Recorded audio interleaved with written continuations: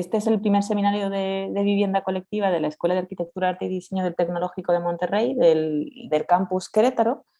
Y hoy iniciamos la segunda semana de charlas que vamos a tener del 19 al 30 de septiembre, que están impartidas por arquitectas, por arquitectos, por docentes, por investigadores, que nos están hablando sobre el fenómeno de la vivienda colectiva desde distintos enfoques.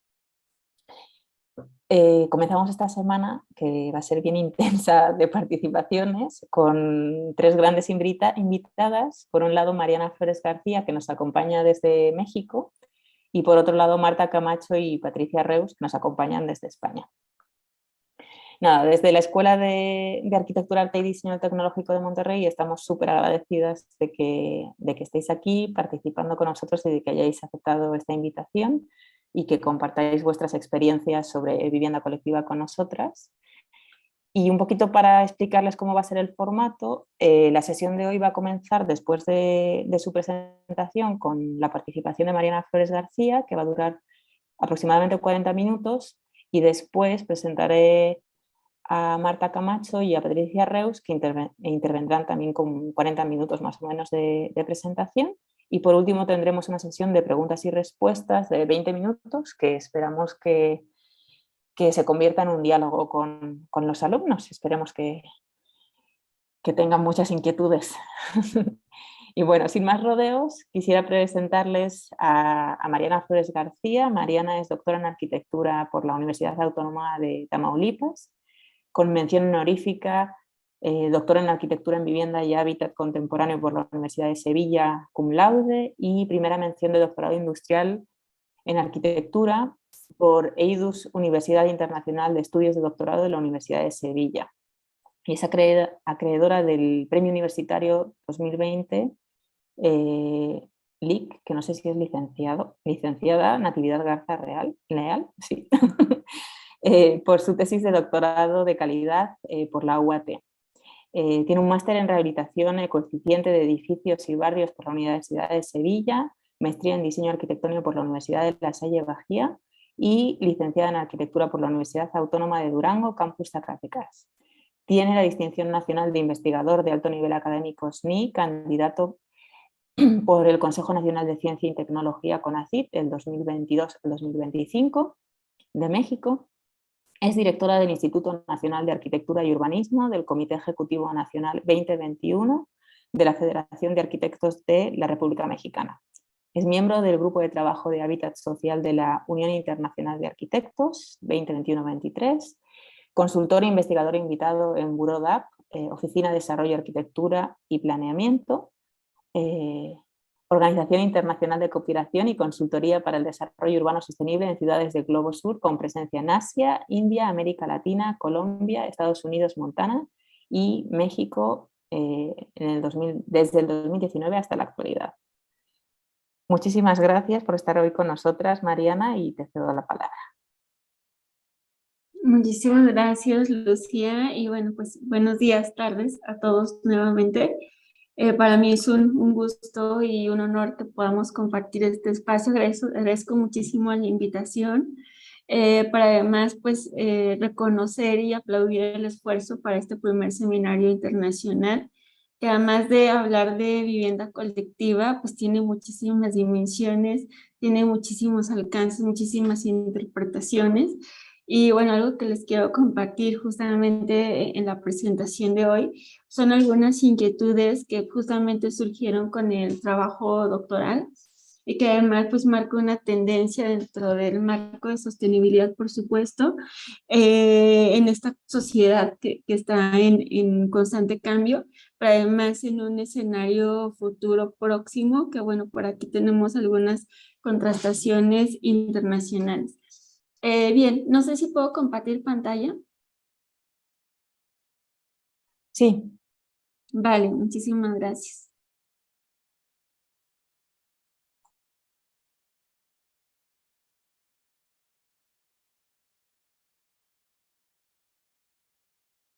Ya se ve por aquí, ¿verdad? Sí, ya. Vale, gracias.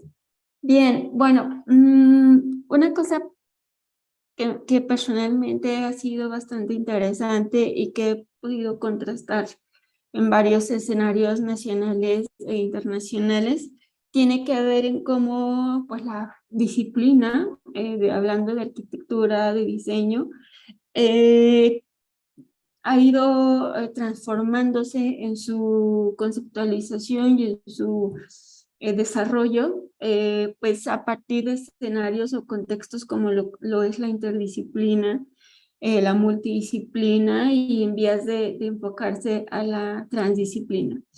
En este marco, como bien por ahí mencionaba Lucía al leer mi semblanza, es que justamente una de las líneas de investigación que surge del trabajo doctoral es esta convergencia entre arquitectura, diseño y gerontología ambiental.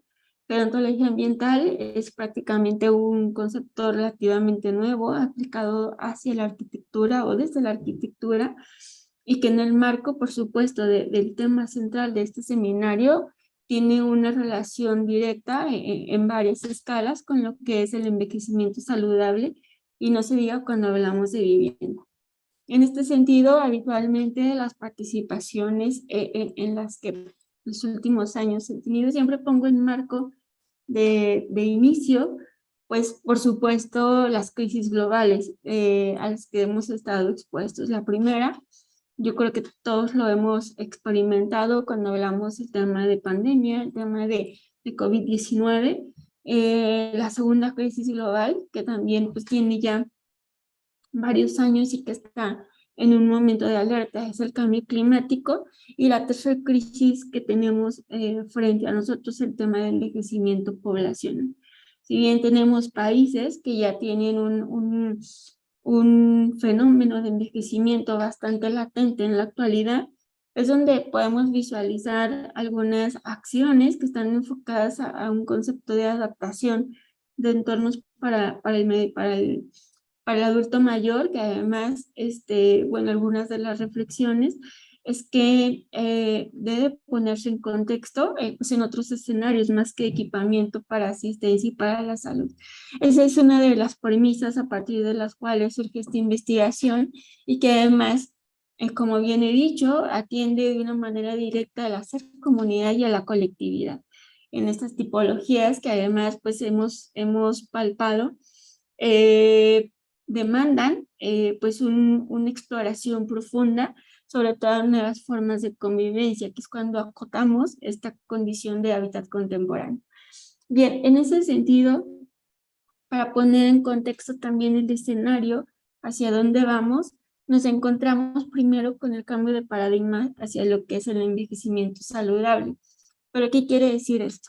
El envejecimiento saludable es que si bien pues como seres humanos tenemos un proceso biológico de deterioro que al final pues quizás no es tan palpable al inicio de la vida, pero sí llega un punto donde bueno pues ya es inminente y hablamos de deterioro pues una condición biológica y desafortunadamente culturalmente en algunas regiones también viene un deterioro a nivel social, económico, que genera algunos escenarios de vulnerabilidad, sobre todo de exclusión. Entonces, hay un movimiento bastante fuerte promovido por la Organización Mundial de la Salud, donde se plantean algunas líneas, sobre todo para que cambiemos primero la conceptualización o la percepción cuando hablamos de envejecimiento. Si bien tenemos algunas culturas orientales donde el ser una persona mayor puede representar una figura de autoridad, una figura de máxima presencia dentro o máxima jerarquía dentro de ciertos grupos sociales y culturales, desafortunadamente no en todos los contextos sucede así. Entonces, ¿cómo logramos un envejecimiento saludable? Viene desde cómo lo entendemos. Habitualmente, cuando una persona llega a cierta edad, que además ha habido una reconfiguración, sobre todo porque la población es cada vez más longeva, pero eso no garantiza que tengamos una condición de salud, sino que al final también la calidad de vida se ve demeritada por factores ambientales o por una forma de vida con demasiado estrés. Entonces, todos estos factores atienden a cómo podemos nosotros incidir para que este entorno, entendido como factores tangibles y no tangibles, pueden contribuir a que realmente nuestro proceso de envejecimiento sea mucho más amable desde una etapa joven y no llegando a una etapa donde pues ya pues los malos hábitos quizás ya han hecho ciertos estragos y también, bueno, pues incide de una manera directa lo que es el entorno físico y el entorno social y cultural. Entonces, este paradigma tiene que ver en cómo a nivel global tenemos una tendencia fuerte a que pues en algunos años la pirámide poblacional va a estar en un proceso en un momento de inversión. ¿Qué quiere decir? O sea, que vamos a tener mucho más adultos mayores y que además nuestra capacidad de atención a nivel de equipamiento no va a ser suficiente. Esta reflexión nos lleva justamente a que, bueno, ante ese escenario que además es inevitable, tendremos que generar acciones para que pues pongamos el contexto al adulto mayor, no solo, insisto, en un equipamiento de asistencia o de salud, aunque llegará un momento donde la condición de dependencia sea tan alta que sí tengamos que llegar a ese tipo de equipamiento, pero en general la ciudad tiene que estar adaptada para el adulto mayor y no se diga las viviendas y todo tipo de equipamiento.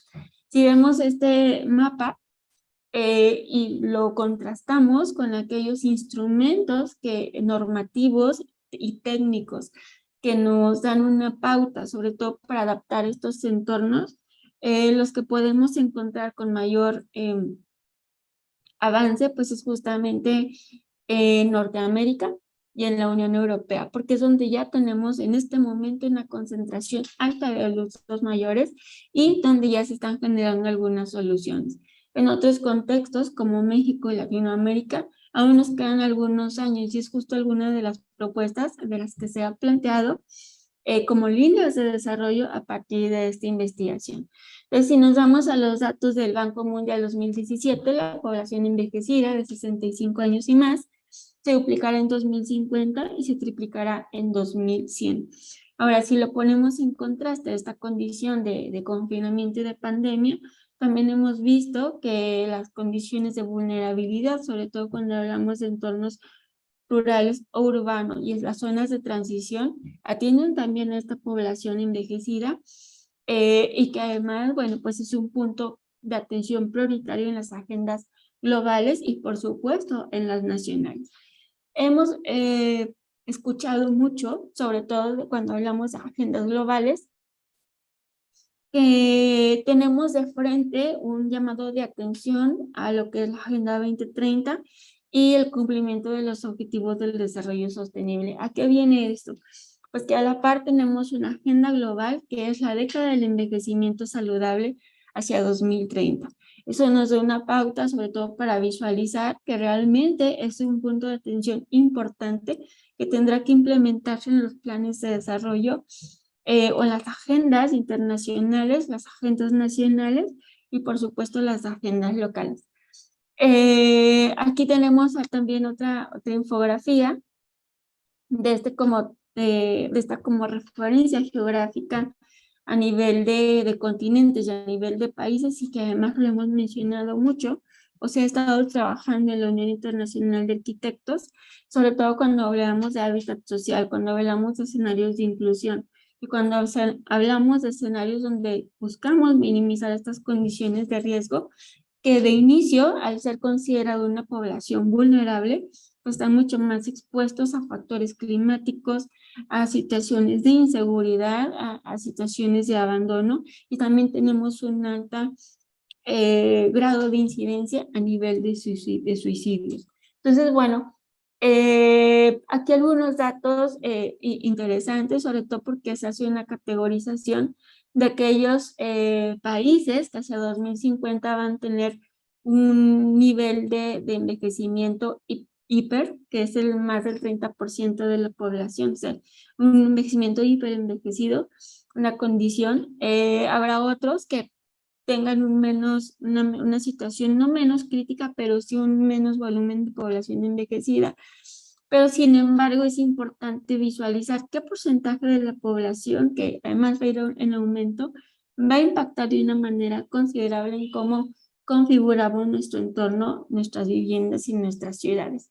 Bien, entonces dentro de esta década del envejecimiento saludable, teniendo como premisa este cambio de visión, sobre todo porque además nuestros adultos mayores son mucho más activos que antes, tienen otras formas de vida diferentes quizás a la de nuestros abuelos y tienen una percepción diferente cuando hablamos de tecnología, cuando hablamos de formas de convivencia, incluso de configuraciones familiares que nos lleva a una exploración a nivel de tipologías de vivienda y sobre todo en comunidad, que es cuando alineamos justamente estos principios a nivel de colectividad y que además convergen no solo en una transformación del espacio físico, sino de las dinámicas de habitabilidad que suceden en él. Hablamos de unas formas de convivencia que no atienden a una configuración necesariamente tradicional. Cuando hablamos de padres e hijos, una familia numerosa que con el paso de los años, entendiendo también la diversidad cultural, que en este contexto podemos hablar a nivel regional de América, México y América Latina, que con el paso del tiempo quizás hemos tenido unas configuraciones familiares menos numerosas, pero quizás en un esquema tradicional. La tendencia es que vamos a tener configuraciones como son la convivencia con amigos, que no necesariamente tienen un lazo sanguíneo, o tenemos configuraciones que pueden ser parejas, o hombre o mujer, hombre, mujer, mujer, y hijos o no hijos o mascotas. Entonces, habla mucho de estas transformaciones a nivel de hábitat contemporáneo, ya por aquí lo mencionaba, y que nuevamente pues tienen incidencia en el espacio o en la arquitectura. Entonces, esta década del envejecimiento saludable, que además viene de 2020 a 2030, está basada justamente en los principios de la Estrategia Mundial de la Organización Mundial de la Salud sobre el envejecimiento y salud, el Plan de Acción sobre el Plan de Acción Internacional de las Naciones Unidas para el Envejecimiento y los Objetivos del Desarrollo Sostenible, que además también se han reconfigurado a partir de confinamiento o de pandemia por estos grados de vulnerabilidad que además ante una situación de riesgo, insisto, esta es la población que ha sido mucho más afectada. Entonces, bueno, tenemos esta alineación no solo en el objetivo 11, sino en todos los objetivos, que además ha sido una de las premisas, sobre todo para lograr estos objetivos sostenibles o estos futuros sostenibles, sobre todo cuando hablamos del futuro de las ciudades y sobre todo que impacta también en la configuración de nuestros entornos. Bien, entonces el envejecimiento saludable lo podemos entender justamente como la posibilidad de mantener mayor tiempo posible la capacidad funcional en este proceso de bienestar durante la vejez y que además tiene ciertos atributos de cómo las personas pueden ser y hacer. ¿Esto qué quiere decir?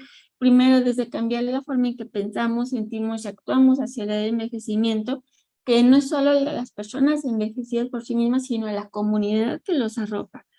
El segundo punto es asegurar que estas comunidades contribuyan a fomentar las capacidades de las personas mayores a un nivel de adaptación y también ofrecer atención integrada en la persona y servicios de salud primaria, que además atienden a estas personas mayores, y la capacidad de brindar acceso a una atención de largo plazo para personas en un alto nivel de dependencia. Si nosotros lo ponemos a nivel de proceso de envejecimiento en una etapa ya muy avanzada, podemos identificar como 3 momentos clave. Primero, un adulto mayor que tiene una capacidad alta y estable a nivel de adaptación, desde prevenir enfermedades, asegurar una atención adecuada y que además permita que en una etapa más avanzada de deterioro, pues bueno, pueda ser lo menos impactante posible. Hay un segundo momento donde ya se empieza a palpar un poco más esta capacidad de adaptación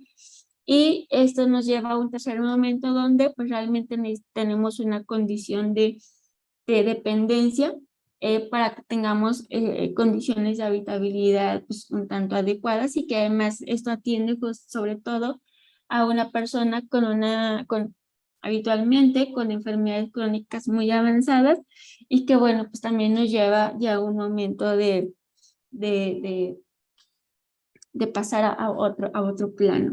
Entonces, bueno, entendemos también que pues el envejecimiento tiene varios momentos y varias dimensiones y en este contexto de primero de esta década del envejecimiento saludable, pues ya hemos mencionado como estas áreas de acción, desde cambiar la forma que pensamos, el hacer comunidad, el ofrecer atención centrada a la persona y el acceso a atención a largo plazo, y que cada uno va a tener algunos subcomponentes cuando hablamos de minimizar estas condiciones de discriminación, fomentar, sobre todo desde una perspectiva de derecho humano, a los mayores, y que además pues buscar también en la medida de lo posible que tengan una condición de independencia y autonomía y que sea reconocido también a nivel normativo, sobre todo porque bueno, buscamos que tengan estas condiciones de seguridad social, accesibilidad y movilidad sin comprometer justamente estos derechos humanos fundamentales. En esta parte de hacer comunidad, atiende justamente sobre todo estos entornos físicos, sociales y económicos que sean determinantes y un marco idóneo, sobre todo para que se puedan generar estas condiciones de envejecimiento saludable. Y que eso nos lleva también al surgimiento de esta red mundial de la Organización Mundial de la Salud, de ciudades y comunidades amigables con las personas mayores, el cual plantea un modelo bastante exitoso y que atiende a todas las escalas espaciales y no espaciales. Por otro lado, también viene esta parte de atención que también nos lleva a que las tipologías a nivel de equipamiento para la salud sean transformadas de escenarios mucho más amables y mucho más seguros, porque además hemos visto a partir de pandemia que algunos de los índices a nivel de afectación y mortalidad estaban enfocados justamente como puntos críticos en lo que eran las casas de retiro, casas de asistencia. Entonces hay un contraste interesante, sobre todo a nivel tipológico, de espacios donde los adultos mayores residen. Esto quiere decir que nuevamente impacta a la conceptualización de estos espacios y a los tipos de convivencia que no comprometan los protocolos de seguridad. Entonces, bueno, es una de las transformaciones que han surgido a partir de esta crisis global y por otro lado, pues también pues no desconocer este momento de disminución de la capacidad física y mental y buscar que estos últimos momentos de la vida pues sean mucho más amables, sobre todo pues para las personas. Entonces, bueno, cuando hablamos también de esta reconfiguración, no solo a nivel de equipamiento para la salud, sino de la adaptación de las viviendas, de los barrios y de la ciudad, tiene que ver en que las personas puedan vivir la ciudad, independientemente de su edad, y que además atiende a una convivencia intergeneracional, cuando en ello convergen también un sentido de identidad, de apropiación y de significación, que dar un valor agregado a las viviendas más allá de la configuración física, que muchas veces nos encontramos viviendas deterioradas, pero sin embargo existe un sentimiento de apego y de significado de las experiencias de vida que nunca vamos a poder como borrar. Entonces, bueno, ¿cómo compaginamos primero el nivel de adaptabilidad de las viviendas ante esta condición de envejecimiento sin comprometer estas condiciones que ya hemos mencionado? Entonces, bueno, esto nos lleva justamente a cómo conceptualizamos la vivienda al nivel de primero marco de una ciudad amable con la edad, amigable con la edad, y cómo hacemos esta convergencia entre vivienda y barrio, que es una de las figuras más importantes cuando generamos acciones prioritarias para temas no solo de adaptación ambiental, que es donde entra la gerontología ambiental, sino también de envejecimiento saludable, donde la infraestructura física, al final, ya sea la vivienda o el barrio, jugando con estas escalas espaciales, sean también como un instrumento detonador para que realmente nos acerquemos o nos aproximemos esta condición de salud. Entonces, bueno, cuando hablamos de la vivienda, buscamos justamente que estos entornos sean facilitadores. Cuando hablamos facilitadores, no, nuevamente atiende la cuestión física, cuando tenemos cambios físicos en la persona y que el espacio también pueda adaptarse de acuerdo a estas necesidades y el aspecto social. Si nosotros ponemos en contraste, por ejemplo, estas grandes masas de vivienda donde lo que menos tenemos son espacios para la convivencia, va a ser un potencializador de escenarios de exclusión para los adultos mayores porque no existen espacios donde se puedan relacionar con otras personas. Entonces, bueno, aquí podemos entender primero estos dos como conceptos desde la vivienda, donde existe un mínimo volumen o cantidad de viviendas que están enfocadas a personas mayores, pero que además en la caracterización de estas viviendas atienden solo a una cuestión de movilidad reducida, cuando tenemos otras condiciones a nivel de confort ambiental, del confort cuando hablamos del ruido, cuando hablamos de la temperatura, cuando hablamos del mantenimiento, y aquellos valores que arropan a la vivienda cuando hablamos nuevamente de espacios de convivencia, donde tengamos actividades, si lo alineamos nuevamente al marco del desarrollo sostenible, espacios donde se puedan tener actividad física, donde se puedan tener actividades de convivencia, donde se encuentren momentos, sobre todo de reivindicación del adulto mayor en comunidad, y que además nos lleve también a un adulto mayor activo, pero en todos los sentidos, ¿no? Por otro lado, también buscar que dentro de este entorno habitacional que puedan tener a distintas tipologías, las personas se sientan seguras, se sientan cómodas, y que también pues no estén expuestas a una condición de riesgo y que por supuesto existan los mecanismos financieros para que puedan acceder a ellas. Entonces, bueno, si nada más para poder clarificar un poco el concepto de gerontología ambiental, tiene que ver con esta convergencia entre entornos físicos y sociales que ayudan a la reconstrucción de las ecologías diarias del envejecimiento y que además pues sea atractivo para ellos. Es cuando aquí también entran en juego esos valores no tangibles que atienden a la caracterización pues de toda su vida y que conlleva justamente también un proceso de adaptación cultural. Entonces, cuando hablamos de estos nuevos modelos, tiene que ver pues con primero nuevos modelos de cuidado, pero también el visualizar estos procesos de planeación y adaptación. Entonces, retomamos este concepto de facilitar, o sea, todos los entornos, cuando hablamos de adultos mayores, tenemos que buscar esta cualidad de facilitadores.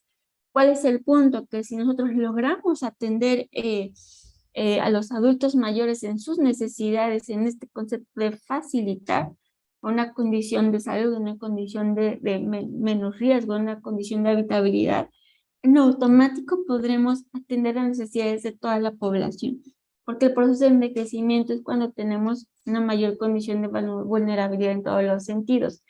Entonces, regresando a estas escalas espaciales, pues nuevamente en la caracterización de una ciudad amigable, entre el reconocimiento de las capacidades y recursos existentes que representan los adultos mayores, también atiende esta previsión de respuestas flexibles ante nuevas necesidades y preferencias cuando hablamos de un adulto mayor que está en constante cambio, además de un respeto por sus decisiones, su autonomía y su elección en el estilo de vida. No siempre vamos a buscar, aunque culturalmente lo hacemos, que un adulto mayor se encuentre en una residencia, sino que buscaremos que un adulto mayor pueda ser independiente, pueda ser autónomo en cualquier contexto. Y que obviamente sus contextos tengan esta característica de protección, de inclusión, de seguridad y de vida comunitaria, que es uno de los aspectos más importantes. Entonces, en esta colectividad, a nivel tipológico de vivienda, nos lleva justamente a varios transformaciones que además se han ido reconociendo como tendencias.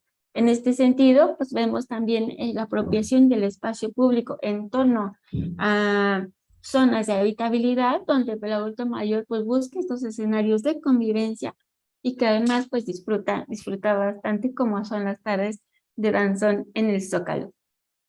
Bien, entonces dentro de estas tendencias tipológicas podemos identificar la transformación a nivel de modelos de atención residencial, que son mucho más amables y que además tienen un lenguaje arquitectónico mucho más amigable en el sentido de materiales, colores, texturas, mantenimiento, de una condición de movilidad, sobre todo porque muchas de las residencias son construcciones ya adaptadas, pero esta adaptación tendrá que ser congruente con estas premisas enfocadas a un envejecimiento saludable y activo. Tienen los centros de cuidado que de una manera similar también atiende el equipamiento de salud pública, las aldeas para envejecimiento, la asistencia en el hogar, el cohousing o co-living y las comunidades de retiro.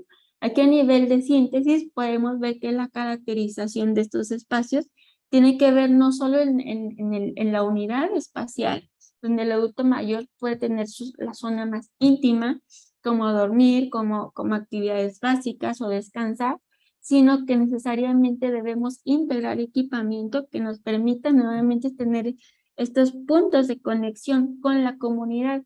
Algunas de las características de estos equipamientos tienen que ver con espacios para actividades de juegos de mesa, o pueden ser espacios abiertos donde tenemos estos jardines terapéuticos, donde pueden desarrollarse actividades como yoga, o pueden tener visitas, o pueden tener eh, alguna otra actividad, por ejemplo, de cenas o comidas, etcétera. Es diversificar y nuevamente fomentar esta actividad del adulto mayor y que, bueno, nuevamente atiende a la naturaleza de distinto tipo de equipamiento.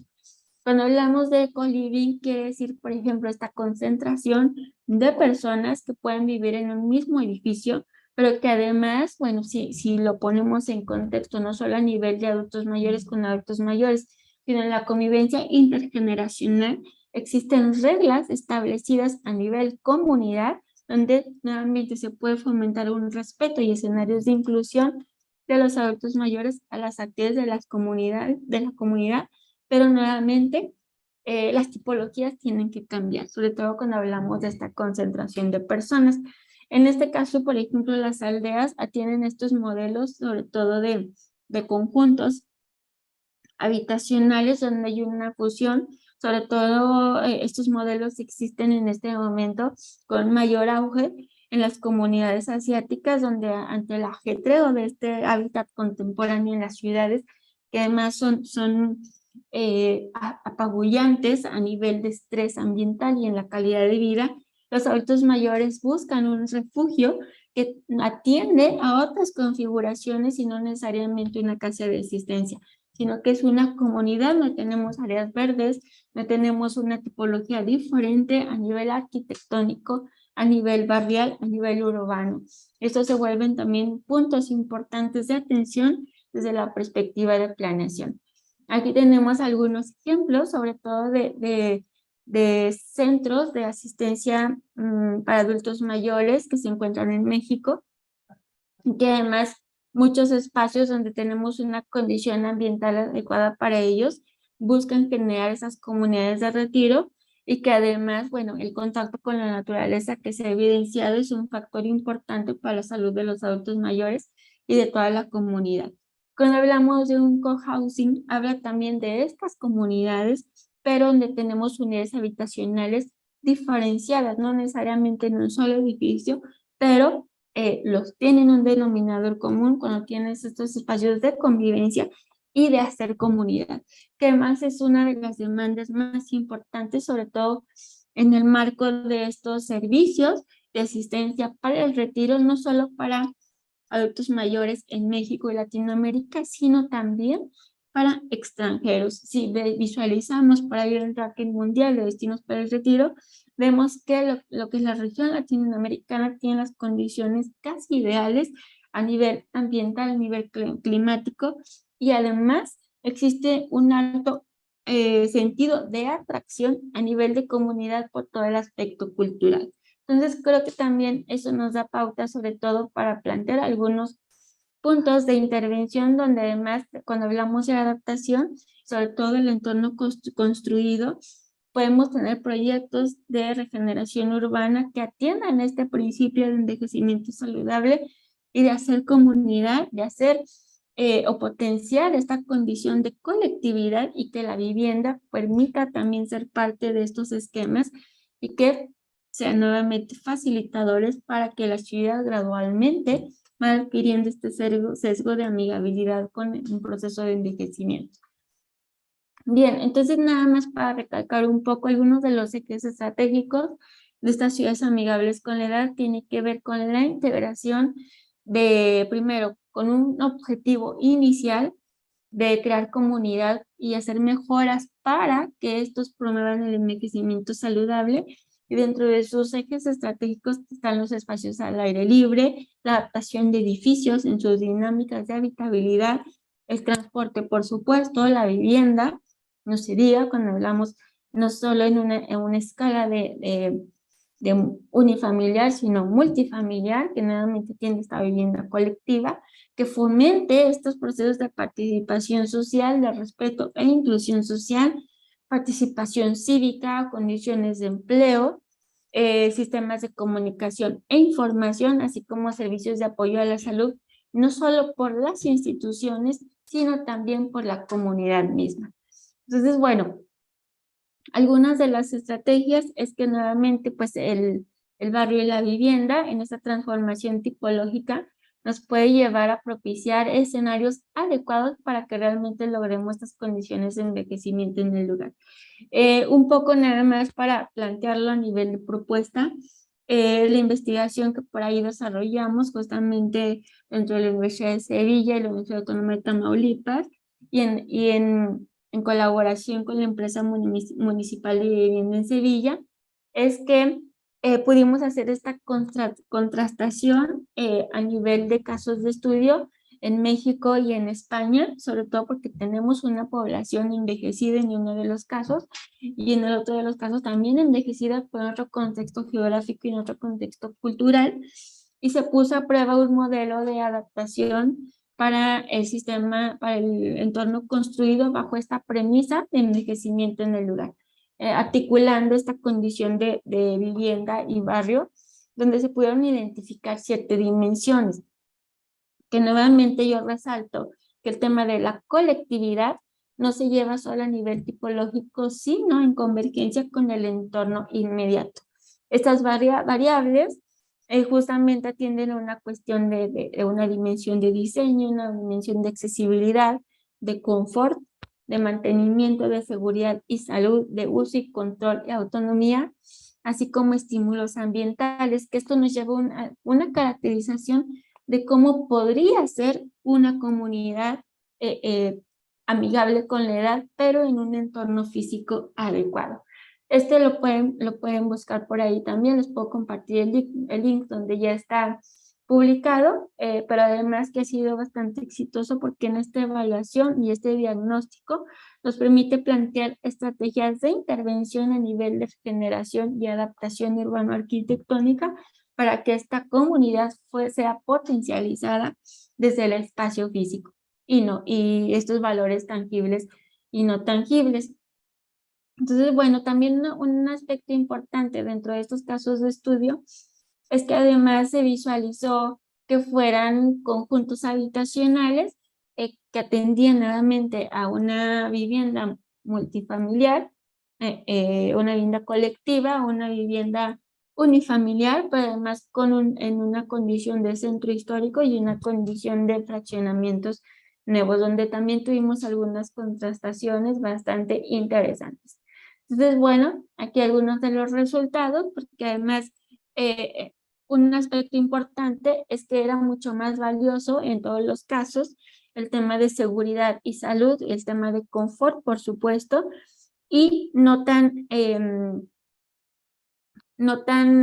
relevante quizás el tema de autonomía, aunque entendemos que la autonomía pues también atiende a un adulto mayor que es mucho más activo y la tendencia es hacia ello.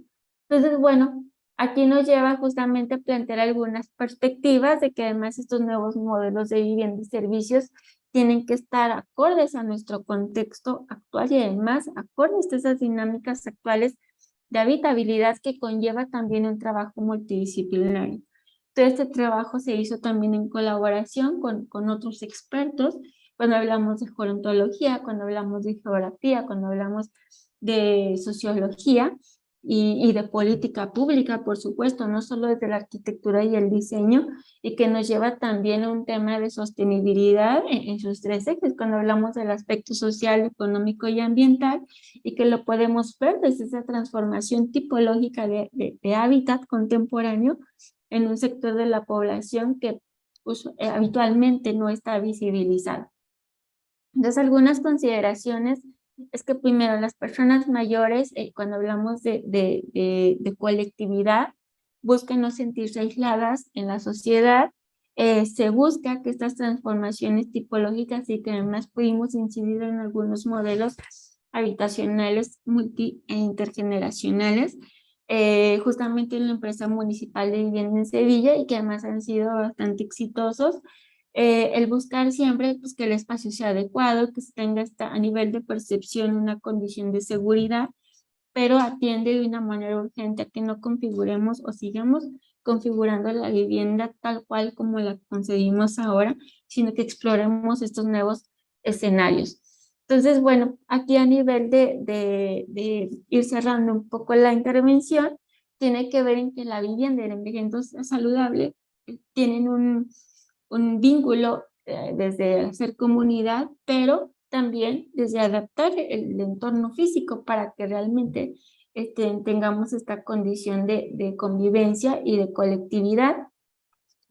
Esto conlleva que, bueno, pues forzosamente tendremos que hacer modificaciones dentro de lo que ya está construido o reconsideraciones en estas nuevas construcciones, visualizar estas condiciones de mantenimiento, de acceso a servicios, el riesgo de vivir solos, que es también un problema importante. La vivienda colectiva en este sentido también minimiza esta condición de riesgo, sobre todo no solo a nivel emocional, de abandono, sino de aspectos físicos cuando una persona puede sufrir una situación de riesgo, ya sea una caída o también necesite asistencia.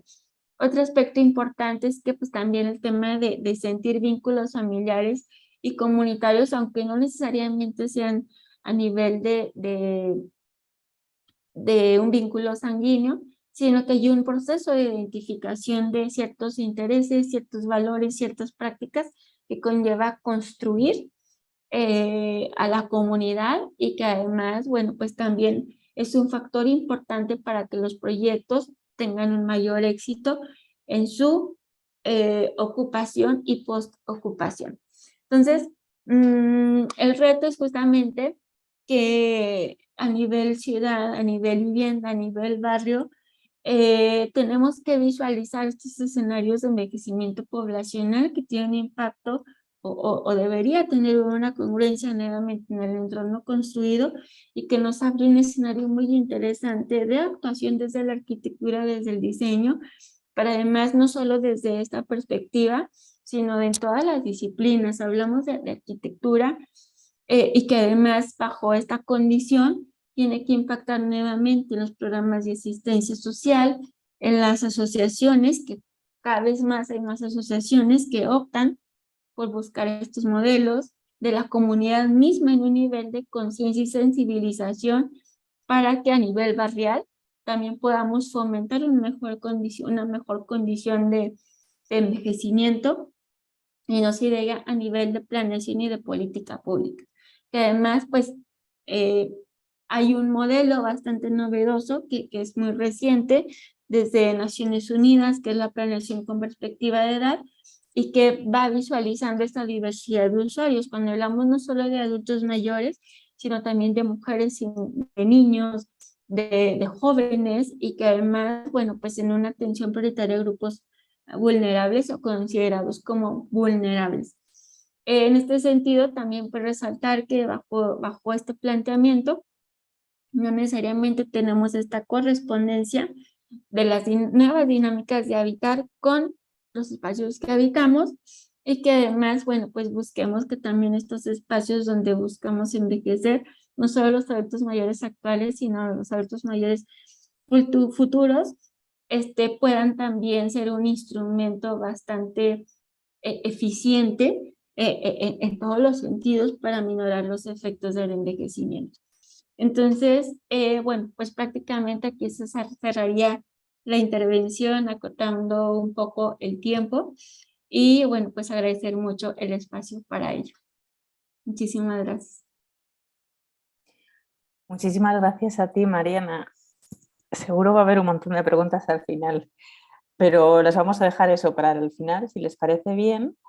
Y nada, como siempre, pues los alumnos anoten las preguntas que tengan o si están inquietos, si las quieren escribir ya en el chat, pueden ir escribiéndolas y las vamos a resolver al final del todo. Y Marta, si estás lista, te presento. Sí, claro. ¿Sí? Genial. Pues nada, a continuación van a participar Patricia Reus y Marta Camacho. Creo que Patricia no ha llegado todavía, así que voy a presentar únicamente a Marta.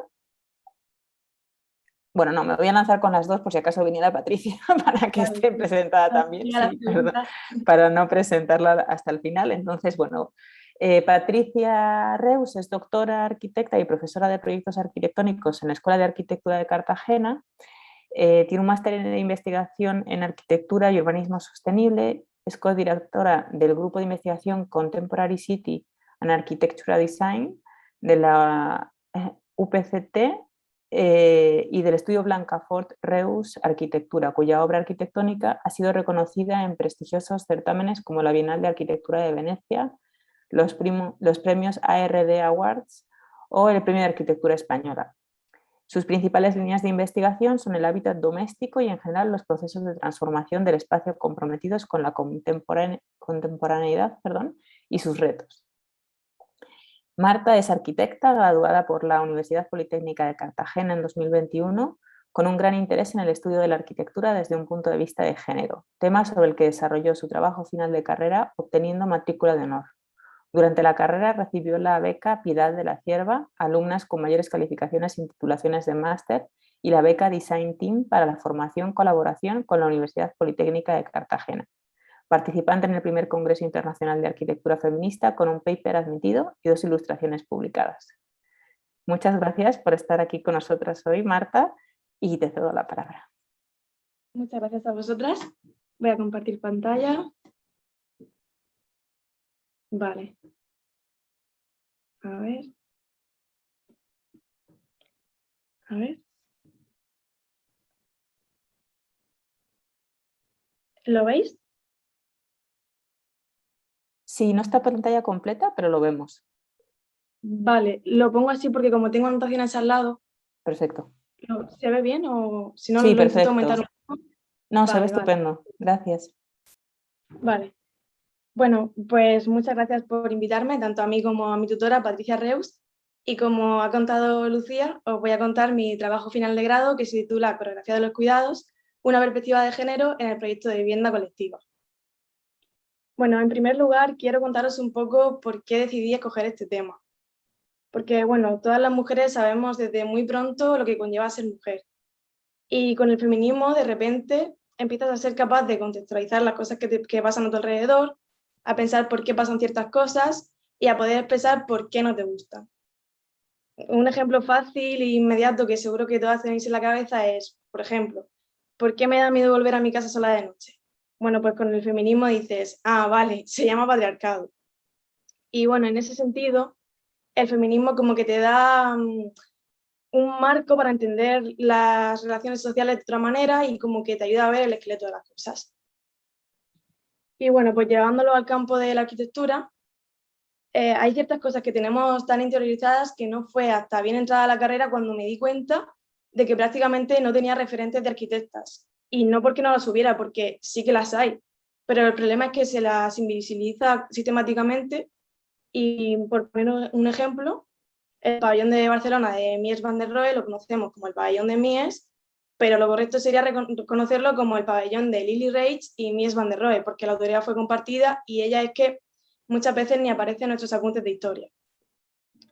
Y bueno, es por ello porque frente a estos modelos tradicionales, jerárquicos e históricamente diseñados por y para hombres, y en este contexto en el que necesitamos viviendas que incluyan los aportes de la lucha feminista para poder romper con las opresiones y el reparto tradicional de los roles de género, pues quería investigar el estado de la vivienda contemporánea desde esta perspectiva feminista.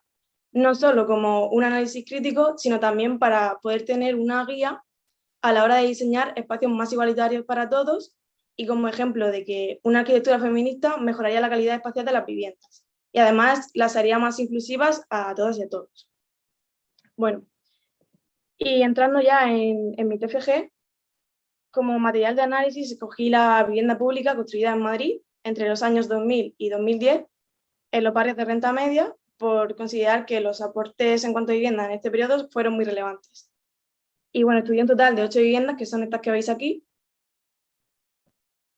Y en cuanto a la metodología, me gustaría destacar que para la realización de este trabajo me apoyé en la consulta de una serie de libros y artículos que, siguiendo la estrategia del colectivo Punsis en su libro Urbanismo Feminista, pues dicha genealogía se detalla con el fin de reconocerla, valorarla y fomentar un conocimiento colectivo, acumulativo y complejo.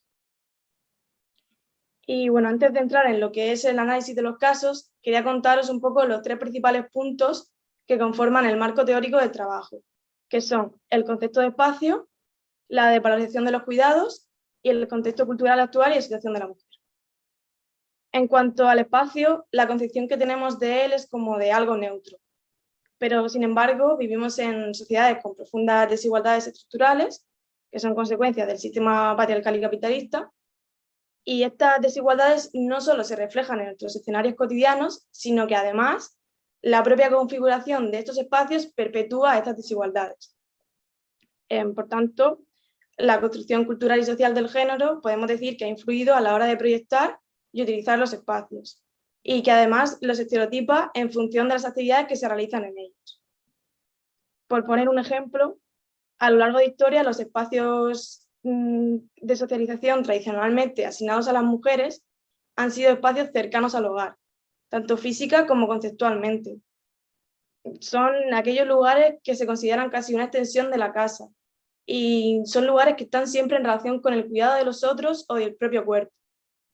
Además de la propia vivienda, podríamos mencionar espacios como los lavaderos, el mercado o ciertos itinerarios cercanos y socialmente aceptados, como por ejemplo llevar a los niños al parque, acompañar a los ancianos al centro médico o ir a la peluquería.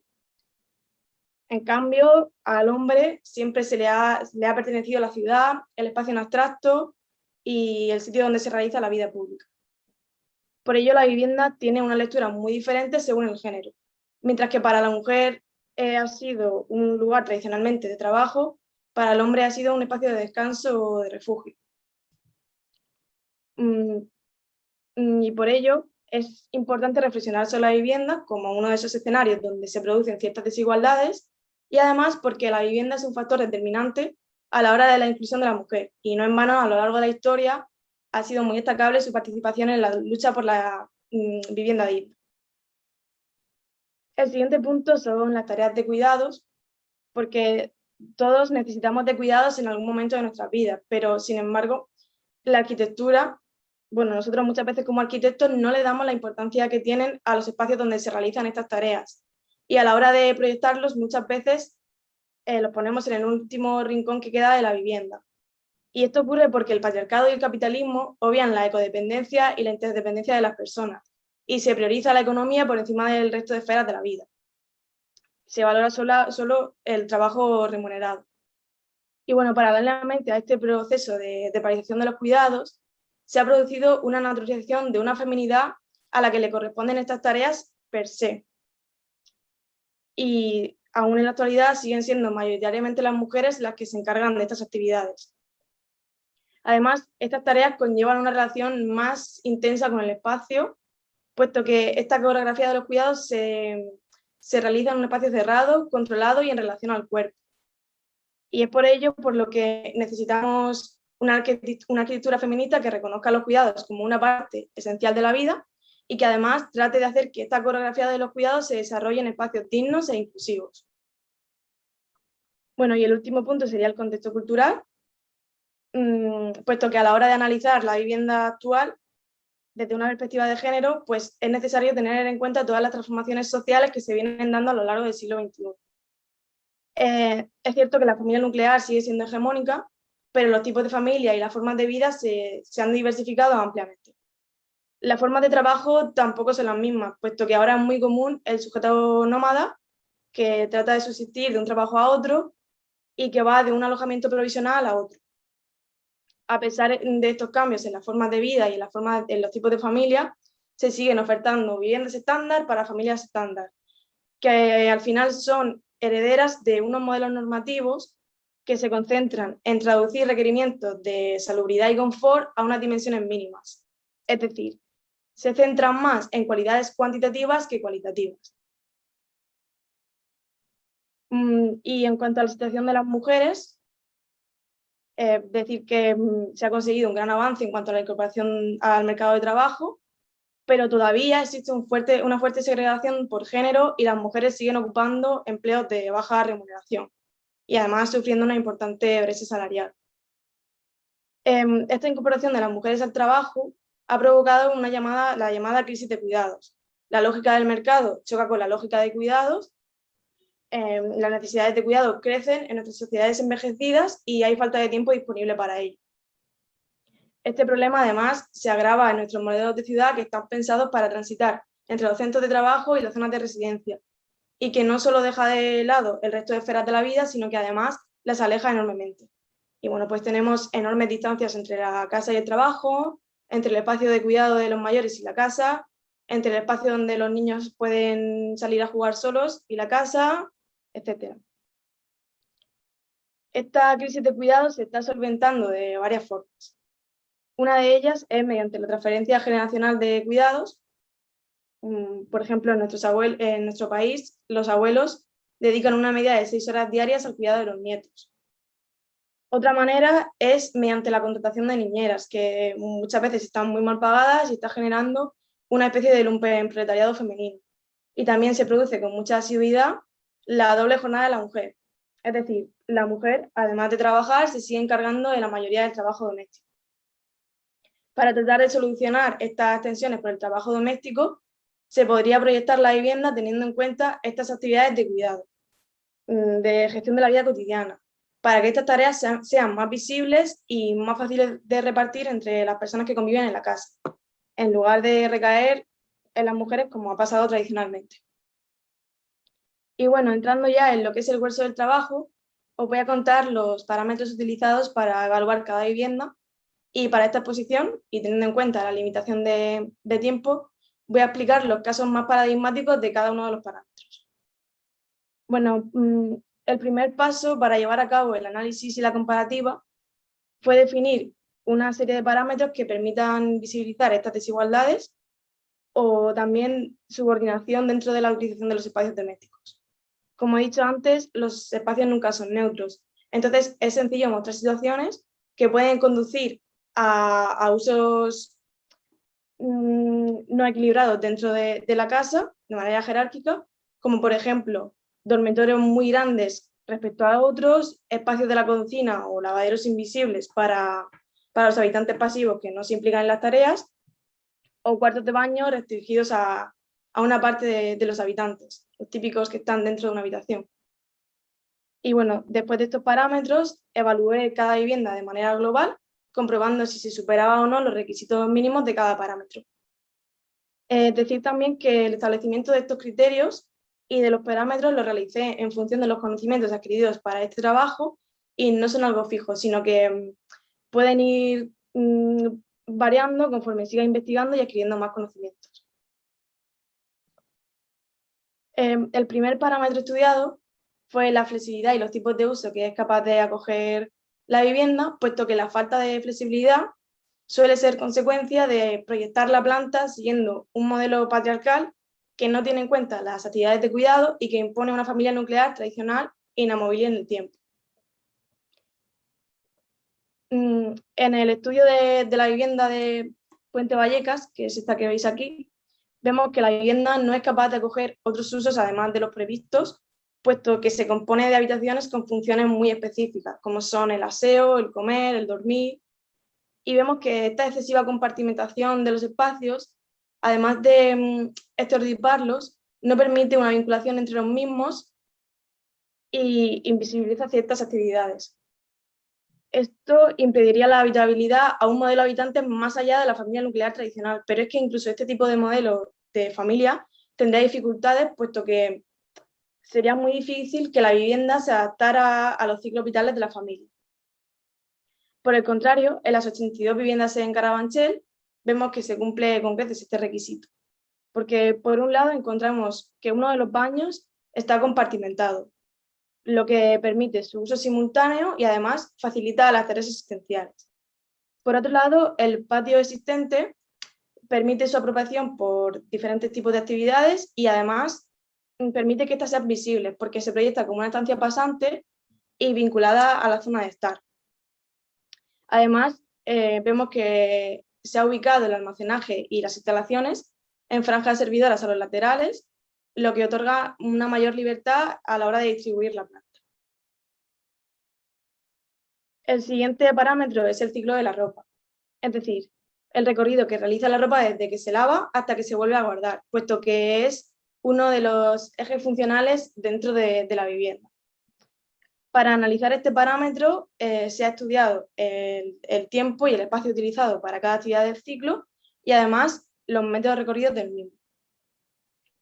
En las viviendas de Hortaleza vemos que el ciclo de la ropa se ve favorecido por la existencia de una terraza y que se ha previsto además un espacio diseñado para situar la lavadora. La terraza, como un espacio con una función no definida, favorece la realización de actividades del ciclo en ella. Y además se ha proyectado como un espacio en relación al principal de la vivienda, lo que ayudaría a visibilizar las tareas. Sin embargo, el ciclo de la ropa en las viviendas de San Francisco no es que las actividades relacionadas con el ciclo de la ropa ocupen espacios residuales de la vivienda, es que directamente no se han previsto espacios para su desarrollo. No hay una zona de lavadero, no hay un área para tender la ropa, no hay espacios donde se pueda planchar o doblar la ropa, y es que si miramos el recorrido, vemos que al estar la casa tan compartimentada no es nada eficiente y es que casi que se parece a una gincana. El siguiente parámetro es el análisis de los recorridos cotidianos, puesto que estos proporcionan un conocimiento muy valioso acerca de la vivienda, sobre cuáles son los espacios más transitados, más utilizados y también sobre las características de estos desplazamientos. En la comparación entre los diferentes tipos de recorridos nos muestra cómo los ámbitos relacionados con las tareas de cuidados son únicamente transitados por las personas que las realizan. Las áreas como los lavaderos, las terrazas no vinculadas al espacio de día o las partes de la cocina que están únicamente diseñadas para una persona, para que trabaje solo una persona, se convierten en espacios invisibles para aquellos que no se implican en las tareas de cuidado. Por ello, prever unos recorridos eficientes y en consonancia con la flexibilidad de la vivienda es fundamental para facilitar estas tareas domésticas. En el análisis de los recorridos de las 82 viviendas de Carabanchel, vemos que los recorridos de cuidado se sitúan en espacios de calidad, con múltiples conexiones entre el espacio exterior y el interior, y en espacios no residuales y vinculados al espacio de estar. Por otro lado, en las viviendas en Olmo, vemos que no tienen unos recorridos nada adecuados, y pese a la existencia de una terraza que podría apoyar la realización de cuidados en ellas, sus dimensiones hacen que no sea un espacio habitable y si observamos los recorridos vemos que acaba funcionando como un elemento de articulación entre el dormitorio y el salón. Es decir, funciona casi como un pasillo más. El siguiente parámetro son las jerarquías espaciales, puesto que la existencia de espacios mucho más grandes o con una calidad espacial muy superior a la de otros, al final se traduce en jerarquías que conducen a una utilización desigual de los espacios. Desde un punto de vista de la búsqueda de la flexibilidad, podríamos proyectar los dormitorios pensando en la posibilidad de variaciones en la colocación del mobiliario.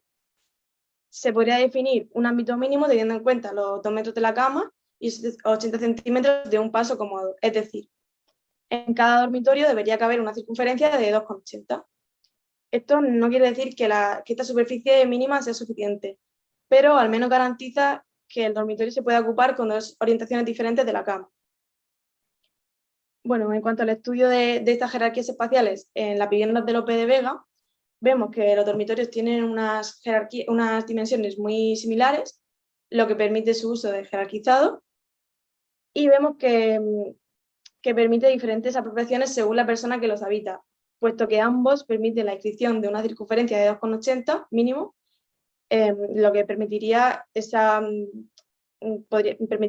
situar la cama en 2 orientaciones diferentes. Por el contrario, la vivienda en Puente Vallecas, vemos que los dormitorios tienen unas dimensiones muy mínimas y que ninguno permite la inscripción de una circunferencia de 2,80, es decir, no se podría colocar la cama con 2 orientaciones. En cuanto a las jerarquías dimensionales entre las estancias, vemos que la vivienda no tiene un equilibrio entre los espacios, puesto que la superficie del salón-comedor es excesiva en comparación con la superficie tan mínima del resto de estancias. Bueno, el siguiente parámetro es la centralidad y la calidad de la cocina, puesto que este ha sido un espacio tradicionalmente vinculado a las tareas domésticas y que por ello se ha situado siempre en la peor parte de las viviendas, en las zonas con las peores vistas, con una mala iluminación, con una ventilación y unos espacios de trabajo muy mínimos. Esto ha impedido que varias personas puedan estar y colaborar en la preparación de alimentos. Y como están dimensionados para una sola persona, la persona que está cocinando, que está trabajando, se ve abocada a la más absoluta soledad porque es que no caben más de 2 personas en la cocina. Y además están aisladas de los espacios de convivencia. Si vemos la vivienda, si vemos el estudio de este parámetro en la vivienda de Martín de Vargas, vemos que la cocina es el espacio peor tratado de la vivienda, que tiene unas dimensiones muy reducidas, no tiene ventilación ni iluminación natural. Y es que es un espacio que podríamos calificar de asfixiante. Y no se entiende muy bien porque, dada su ubicación junto al espacio de estar, que además tiene una terraza, no se entiende por qué no se ha proyectado en una misma estancia, con un filtro para que permitiera la unión temporal entre ambas estancias. Por el contrario, si miramos la cocina de la vivienda de Hortaleza, vemos que esta ocupa una posición central y visible, que tiene unos espacios aptos para que varias personas puedan colaborar en la preparación de alimentos y que tiene una buena iluminación que facilitaría el trabajo y que hace de la cocina un espacio cualitativamente bueno. Sin embargo, sería más adecuado que la integración con el comedor no se realizara de manera total, sino que se realizara con algún filtro para no mantener a las personas que trabajan en la cocina constantemente visibles. El siguiente parámetro es el estudio de almacenaje disponible, para cuyo estudio he utilizado las categorías establecidas por los ENMISA, que son almacenaje vivo, aquel que se utiliza en la vida cotidiana, almacenaje muerto, aquel que no se utiliza cotidianamente, y almacenaje de mantenimiento, que es aquel que se utiliza para el mantenimiento de la casa. Además, he añadido otra relativa al almacenaje relacionado con el ciclo de la comida, puesto que tiene un volumen muy importante y al final requiere de espacios específicos. Por otro lado, se ha estudiado si cada habitante de la vivienda cuenta con almacenaje propio.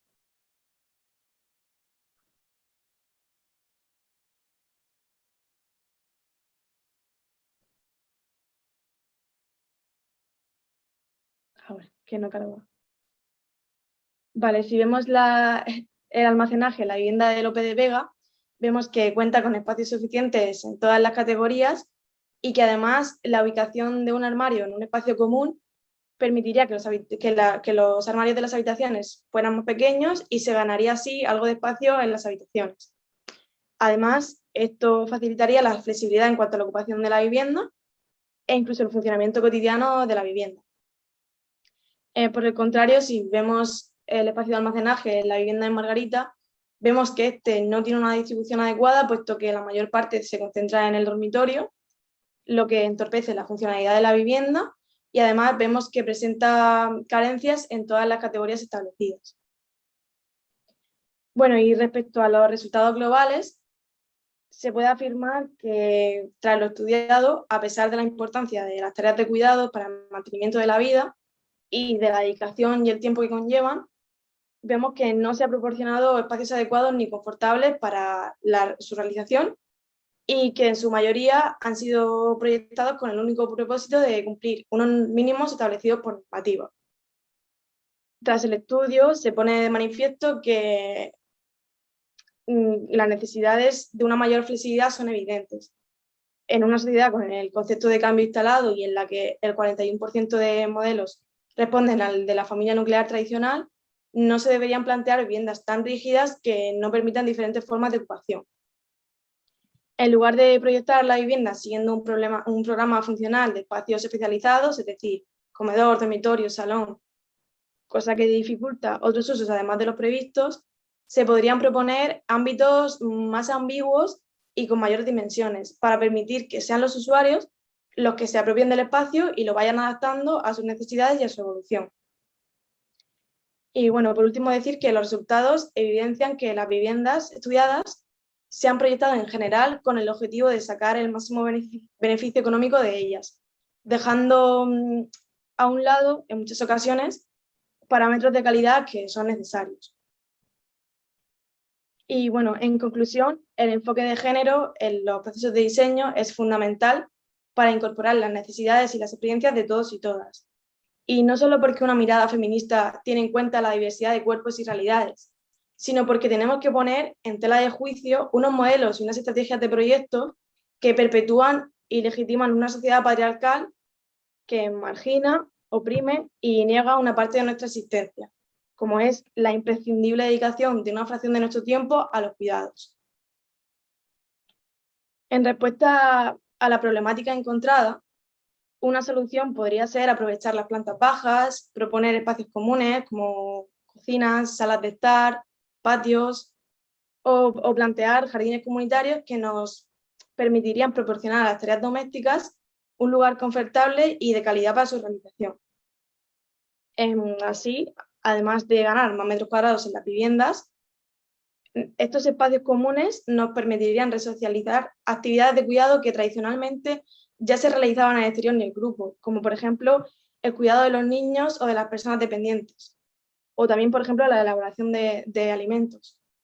Además es que esta simbiosis entre actividades de cuidado y actividades inesperadas que se podría producir en estos espacios permitirían la apropiación del espacio, enriquecería mutuamente las actividades y nos ayudaría a poner aún más en valor nuestros escenarios cotidianos y los beneficios de la colectividad.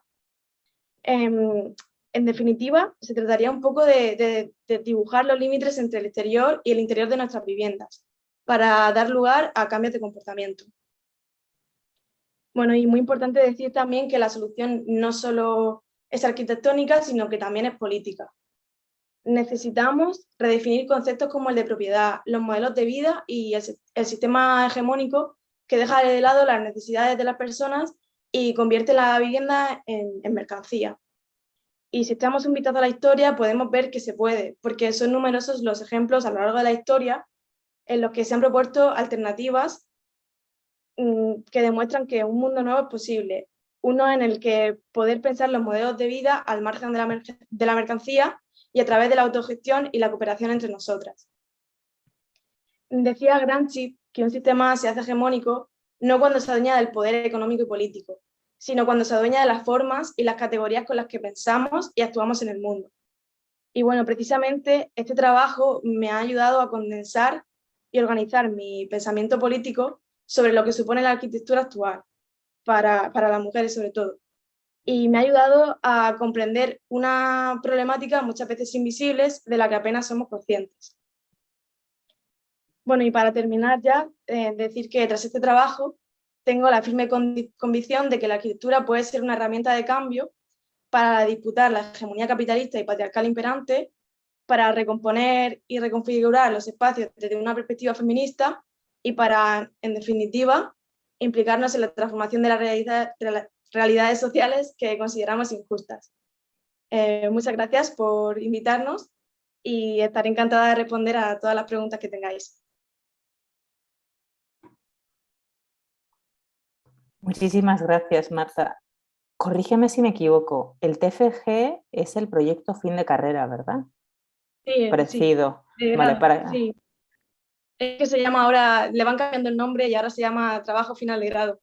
Vale, para que los alumnos estén un poquito como con el contexto de que este trabajo es el equivalente nuestro, digamos, al proyecto de fin de carrera. Es decir, tú lo hiciste cuando eras estudiante, ¿no? Para que vean Exacto, como sí. la profundidad del pensamiento y de reflexión que hay como detrás de este trabajo y la madurez como que tienes para poder llegar a eso siendo estudiante como son ellos, ¿no? Creo que eso es como súper importante recalcarlo y muchísimas gracias, Marta, por tu intervención. Entonces, Muchas gracias. si les parece bien, vamos a abrir un tiempo de preguntas y respuestas, ahora ya sí tanto con Marta como con Mariana y con Patricia cuando se incorpore, ojalá y llegue por aquí, si no, pues tendremos que invitarla en otro momento otra vez, con lo cual estaremos encantados. Y bueno, pues es momento de abrir los micrófonos o el micrófono para los alumnos. Pueden levantar la manita, ya saben que está el botón, esto ya lo conocemos. Y para los que o las que sean más tímidos, podemos leer sus preguntas a través del chat. Así que cuando quieran pueden realizar preguntas.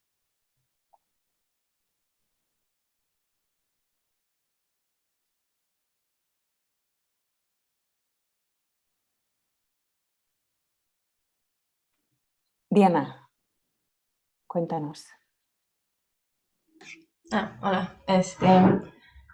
Me gusta mucho el trabajo de ambas y quería preguntar, como, dado que ambos son grupos vulnerables, pues tienden a sufrir violencias, ¿no?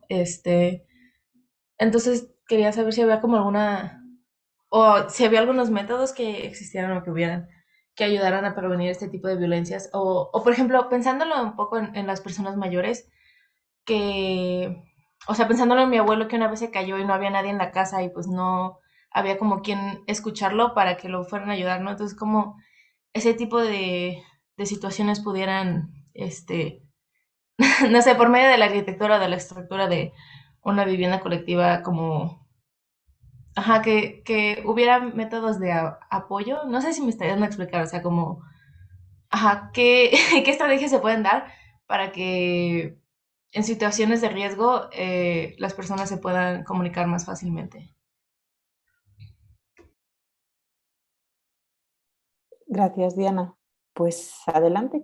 No sé quién de las dos quiere responder primero.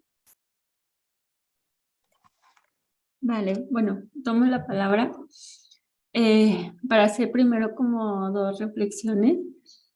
Si hablamos de vulnerabilidad y de riesgo y de violencia, desde la perspectiva nuevamente de derecho humano, un espacio no adecuado es ya de inicio de violencia.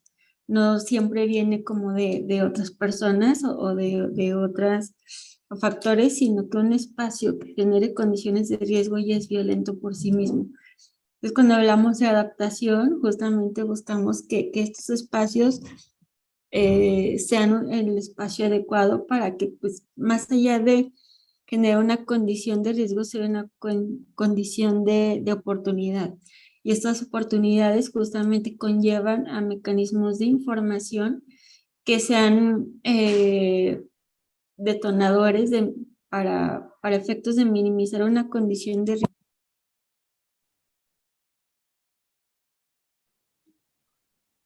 Mariana, no te escuchamos. No sé si soy yo la única que no te escucha. ¿Ya me escuchan mejor? Sí, ahora sí. Por aquí he movido el micro. Bueno, decía justamente que un entorno físico adecuado justamente también conlleva mecanismos de información y de comunicación, donde es más fácil o sea, brindar una atención prioritaria, entendida no solo como un tema de asistencia, sino de la propia comunidad para mitigar estas condiciones de vulnerabilidad.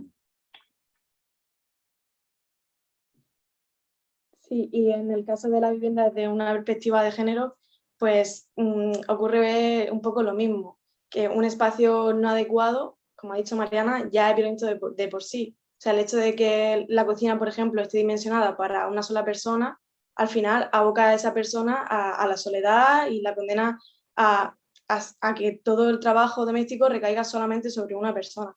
Entonces, en ese caso, sería tratar de que nuestras viviendas no respondieran solamente a cumplir unos parámetros cuantitativos, sino que se solucionaran también unos mínimos en cuanto a la calidad de los espacios. Ok, muchas gracias. Más preguntas.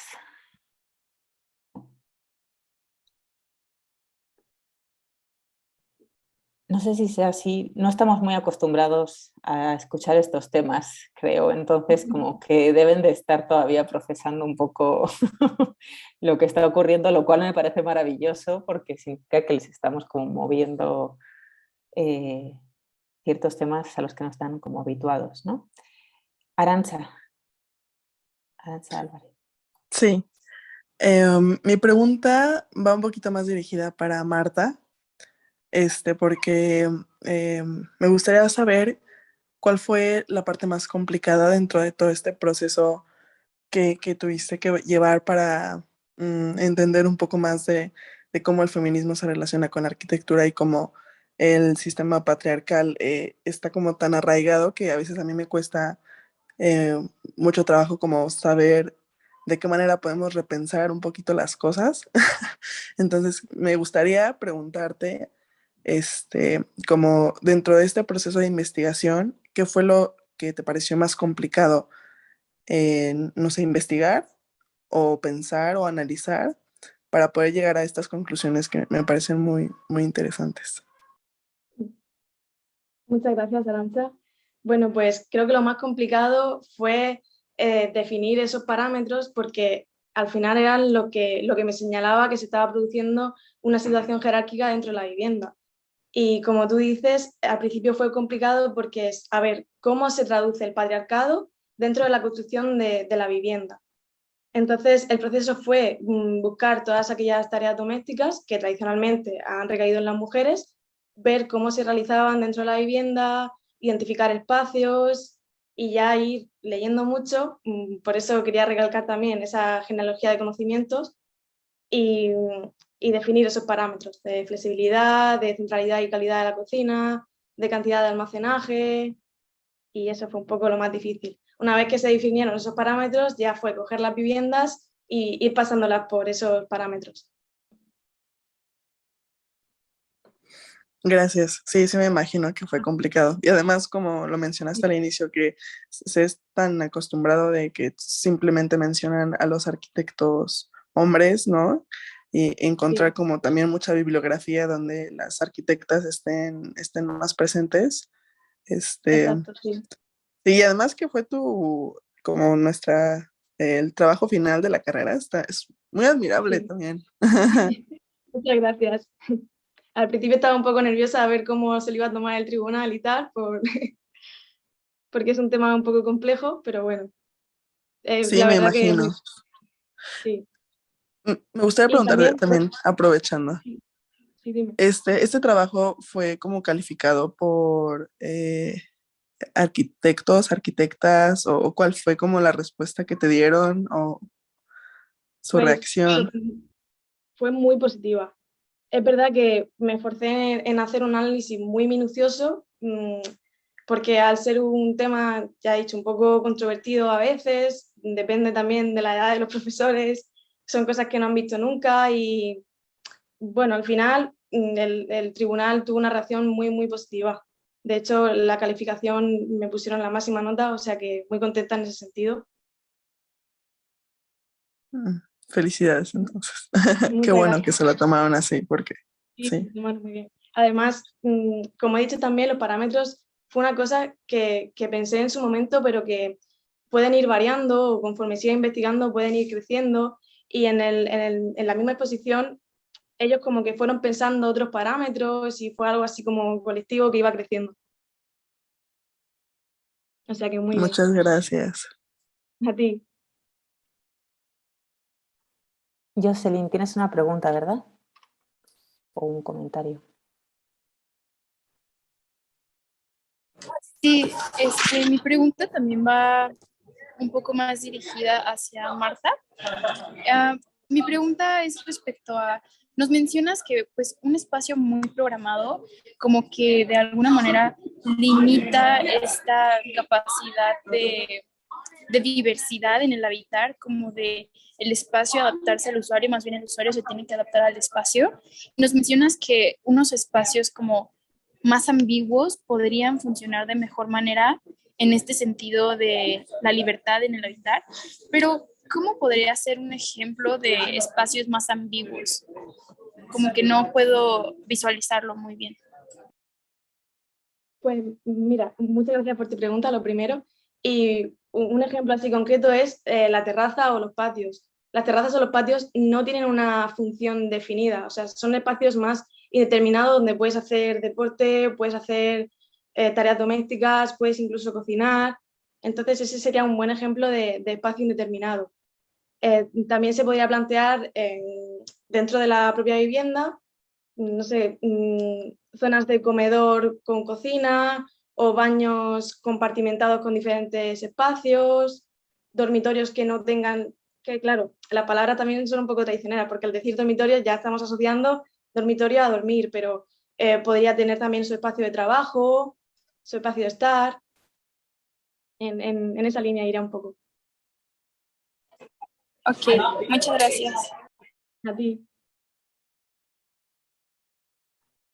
Esto tiene que ver, lo explicabas tú muy bien, Marta, ¿no? Con este diámetro del 2,80 para que cupiera Sí. la cama y el espacio de paso, ¿no? Entonces, al tener ese círculo inscrito, por ejemplo, en todas las habitaciones y que tengan todas las habitaciones el mismo tamaño, es mucho más fácil cambiar el uso, ¿no? Porque Claro. ahora, como decías, tenemos el dormitorio y tiene la etiqueta de dormitorio y es impensable pensar que a lo mejor pues ese puede ser un lugar donde metas, no sé, una cinta para correr y puedas hacer ejercicio, ¿no? Y entonces sacas la cama y haces ejercicio durante la pandemia, por ejemplo, que no se podía salir, ¿no? O que tengas tu espacio de trabajo, como decías, ¿no?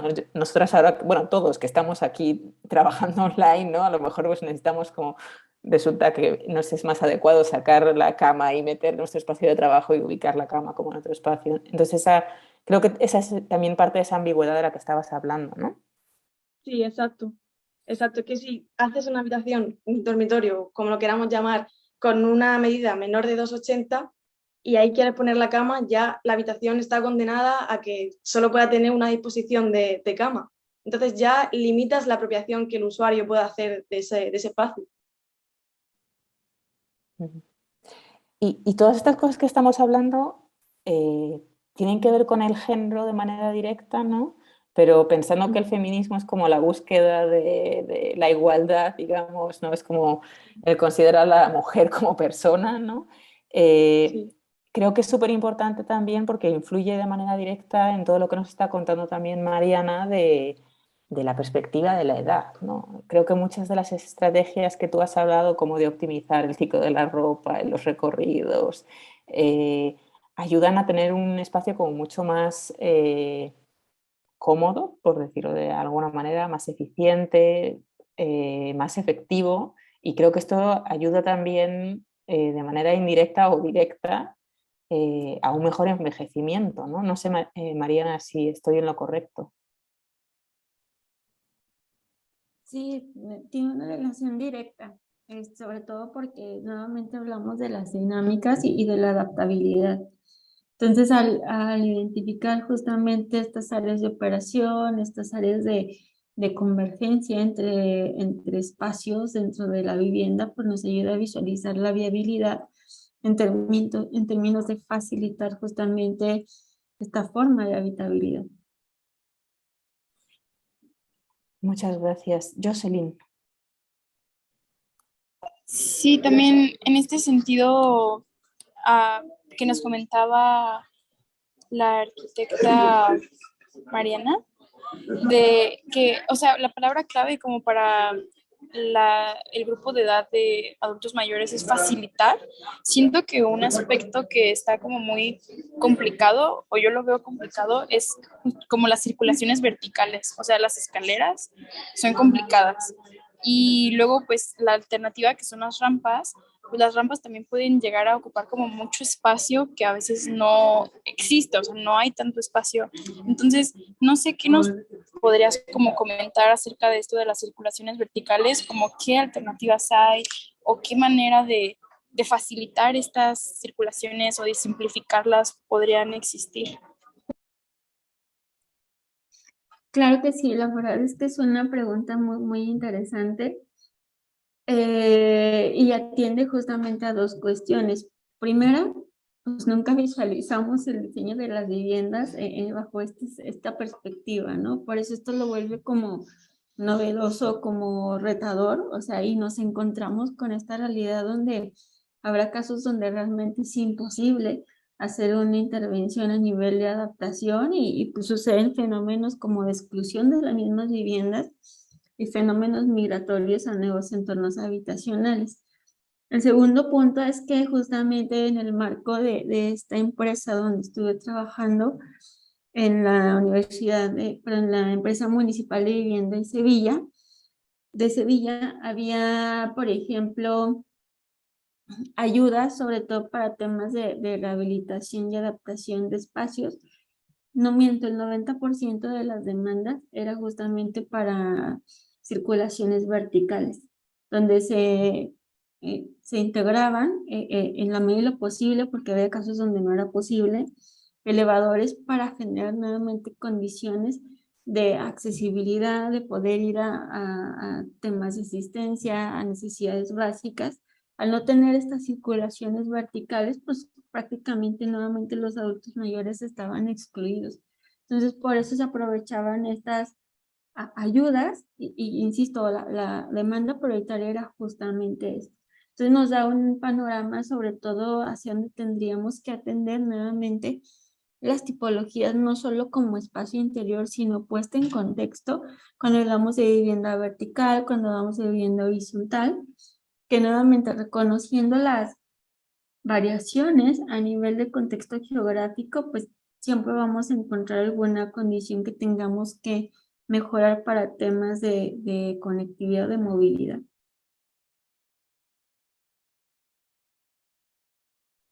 Muchas gracias.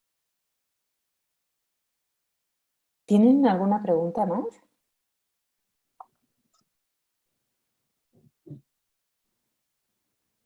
Bueno, en lo que ustedes van pensando preguntas, yo tengo una curiosidad que no sé si, no sé si Mariana me va a matar por preguntar esto así como de pronto, ¿no? Sin tener tiempo como para pensar. Pero pensaba en el trabajo de Marta, ¿no? Que en el fondo es un estudio de las jerarquías, ¿no? De la jerarquización del espacio. Y eso implica no solamente jerarquía de género, sino también la posibilidad de que todos utilicen el espacio, ¿no? En algún momento hablabas como de, por ejemplo, los cuidados de los adultos mayores, ¿no? Si hay que ayudarlos a asearse, ¿no? Que el baño tenga como un tamaño suficiente o los usos estén separados, ¿no? Igual si hay que ir a bañar a un bebé, por ejemplo, ¿no? Y hay que ayudarlo como a tener el espacio como suficiente. Entonces, pregunto a Mariana, pero también te pregunto a ti, Marta, pensando como que te dieron retroalimentación a la hora de hacer tu tesis y que has presentado esto en congresos y lo has publicado en la revista INVI, ¿no? Me imagino que has tenido como bastante retroalimentación. Pienso que además de los parámetros que nos has presentado hoy, como qué otras cosas podríamos valorar en estos términos como de jerarquización, ya no solamente pensando en el género, sino pensando también en los adultos mayores, como qué otras cosas podríamos pensar como para mejorar la vivienda existente o realizar un buen proyecto a futuro, ¿no? Por ir sumando como más o abriendo más el campo, ¿no? No sé si es una pregunta así capciosa. No, es muy interesante porque yo me he concentrado como en la escala micro, en lo que es la vivienda, pero el siguiente paso sería enlazarlo con la escala macro, es decir, con el barrio, con los espacios comunes de la vivienda, Y en ese sentido creo que lo que comentaba al final en las conclusiones, que desdibujar los límites entre el interior y el exterior de la vivienda, en volcarlas al barrio, en recuperar esa comunidad, en realizar los cuidados de manera colectiva. Creo que eso sería como el siguiente paso y que sería muy interesante estudiarlo, porque creo que lo que estábamos comentando, que estudiar la vivienda desde una perspectiva de género no solo mejora la calidad de vida de aquellas que tradicionalmente se han dedicado a los cuidados, como son las mujeres, sino mejora la calidad de vida de todos y todas. Y el objetivo es que todos y todas nos impliquemos en esas tareas de cuidado y al final pues necesitamos un espacio digno para ellos, para ellos.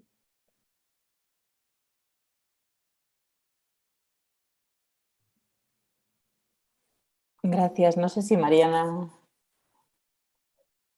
¿quieres Sí, contarnos? sí. Bueno, nada más profundizar un poco, justamente en este modelo que por ahí les compartía, que la verdad es un poco más complejo, aunque ahorita lo he categorizado en 7 dimensiones. Cada uno tiene 3 componentes: a nivel vivienda y a nivel de barrio, que esto lo vuelve como un mundo de atributos, y que además justamente cuando hablamos de la legibilidad del espacio, por ejemplo, el interior de la vivienda y hacia el barrio, hablamos justamente de estas jerarquías a nivel de uso y de actividad que pues, conlleva el proceso de envejecimiento. Entonces, aquí creo que nos da la pauta sobre todo pues del reto tan grande que tenemos a nivel de adaptación, porque nuevamente pues no es solo es ir de un espacio a otro, sino que además atiende justamente a una serie de factores que permiten que una persona pueda estar ahí nuevamente alineado el proceso de envejecimiento. Insisto, a veces cuando hacemos un ejercicio de diseño o un ejercicio de adaptación o un proyecto, nosotros vamos a atender la vivienda en un momento específico, pero al día a día las dinámicas son otras. Entonces tenemos que ser como muy sensibles, sobre todo cuando hacemos un reconocimiento de las condiciones del lugar y en la medida de lo posible pues hacer un poco más de visitas para entender las dinámicas del hábitat justamente en cada uno de estos escenarios. Muchas gracias. ¿Alguien tiene alguna pregunta más?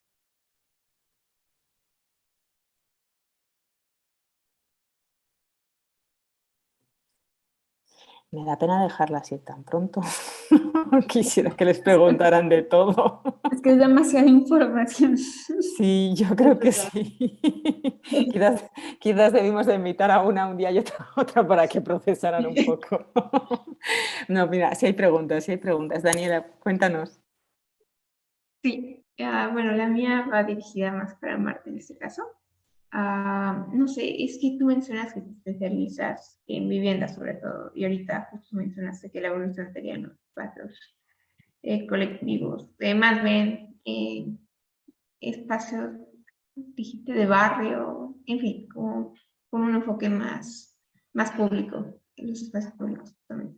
Entonces, no sé, yo hice memoria, medio resonó algo de lo que decía, y por ejemplo, me acuerdo que en secundaria, al momento de, vamos a decirlo así, analizar los espacios que se utilizaban, por ejemplo, a la hora del recreo, pues va a sonar algo un poco, no sé, igual medio tonto, pero por ejemplo, todos los niños siempre jugaban fútbol, ¿no? Entonces, la mayoría del espacio que había para recreacionar eran canchas de fútbol.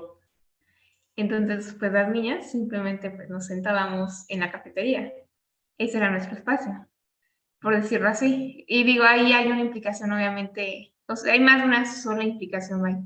Entonces, es un contexto más sociocultural, tal vez, pero no sé, o sea, ¿cómo lidias con eso? ¿Cómo lo relacionas?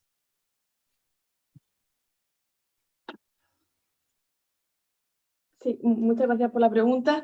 Eso se escapa un poco del ámbito de estudio porque eso, me centré en la vivienda, pero es muy interesante la pregunta porque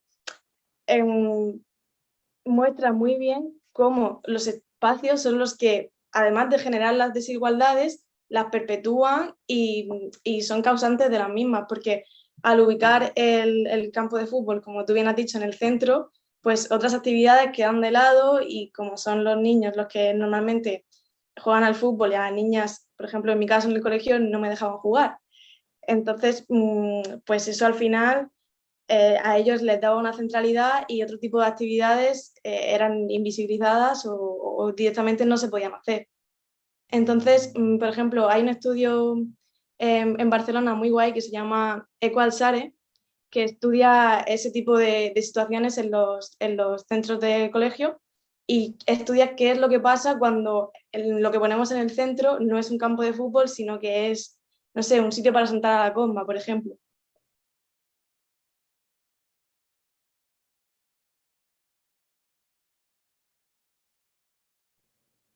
Ok, ok, ok. Y ¿Sí? la pregunta que hace Daniela también es interesante porque además no solamente perpetúa desigualdades de género, sino que perpetúa ciertos tipos de masculinidades, ¿no? También, que esto es importante. Es decir, es como fuerza o dirige que hay una única manera de ser hombre, que es jugar al fútbol, ¿no? Y entonces, todos aquellos que quieran desarrollar otras actividades, no solamente mujeres, sino también hombres, no pueden, ¿no? Entonces creo que es importante como esa reflexión para que se dé esa libertad y esas posibilidades no solo a las mujeres, sino a todo el mundo, ¿no? Es decir, hay como ciertos usos marcados que hay que seguir y creo que es importante como en reflexionar qué otras posibilidades hay y abrirlo como lo máximo posible para todos, ¿no? Creo que eso es como importante, ¿no? Hacer el espacio lo más incluyente posible. Y no conozco esta referencia, ¿Equalsare se llama? Sí, Equalsare. Equalsare, lo vamos... Espacio igual, sí. Ah, genial, lo vamos a buscar y lo compartiremos en el seminario. Muchas gracias, Marta. Nada. Creo que Gracias. Mariana quiere complementar con algo. Sí, sí, sí. Yo creo que, como bien lo comenta Marta, el tema de género es inevitable tocar, ¿no? O sea, sobre todo cuando hablamos de vivienda y cuando hablamos de un entorno doméstico. Y un poco también atendiendo a la pregunta de Daniela, yo creo que el punto es que en la actualidad estamos siendo un poco más abiertos al reconocimiento de estas diferencias, no traducidas en un término biológico o social o cultural de género, sino su incidencia nuevamente en el entorno construido, que nuevamente nos lleva a distintas escalas espaciales. Y retomando también esta perspectiva de reconocimiento y de visibilizar que realmente existen diferencias a nivel de oportunidades, de actividades y de roles, que también por aquí mencionaba Marta el tema de los roles de cuidado, es que anteriormente bajo este esquema patriarcal pues realmente ni siquiera se ponía en duda o en discusión estas diferencias tan marcadas culturalmente. El otro punto es que atendiendo también a esta investigación desde la gerontología ambiental y el tema de la perspectiva de edad, también biológicamente las mujeres tienen mayor longevidad que los hombres y además sumándole estas condición biológica de longevidad más los roles asumidos socialmente son las que se encuentran en mayor condición de vulnerabilidad y riesgo. Entonces, bueno, creo que eso también denota la necesidad de generar propuestas que minimicen nuevamente estos aspectos de que marque una exclusión de ciertos escenarios que parece que son comunes o que son para todos y no es verdad. Y también que pues mitiguen o minimicen estas condiciones de desigualdad.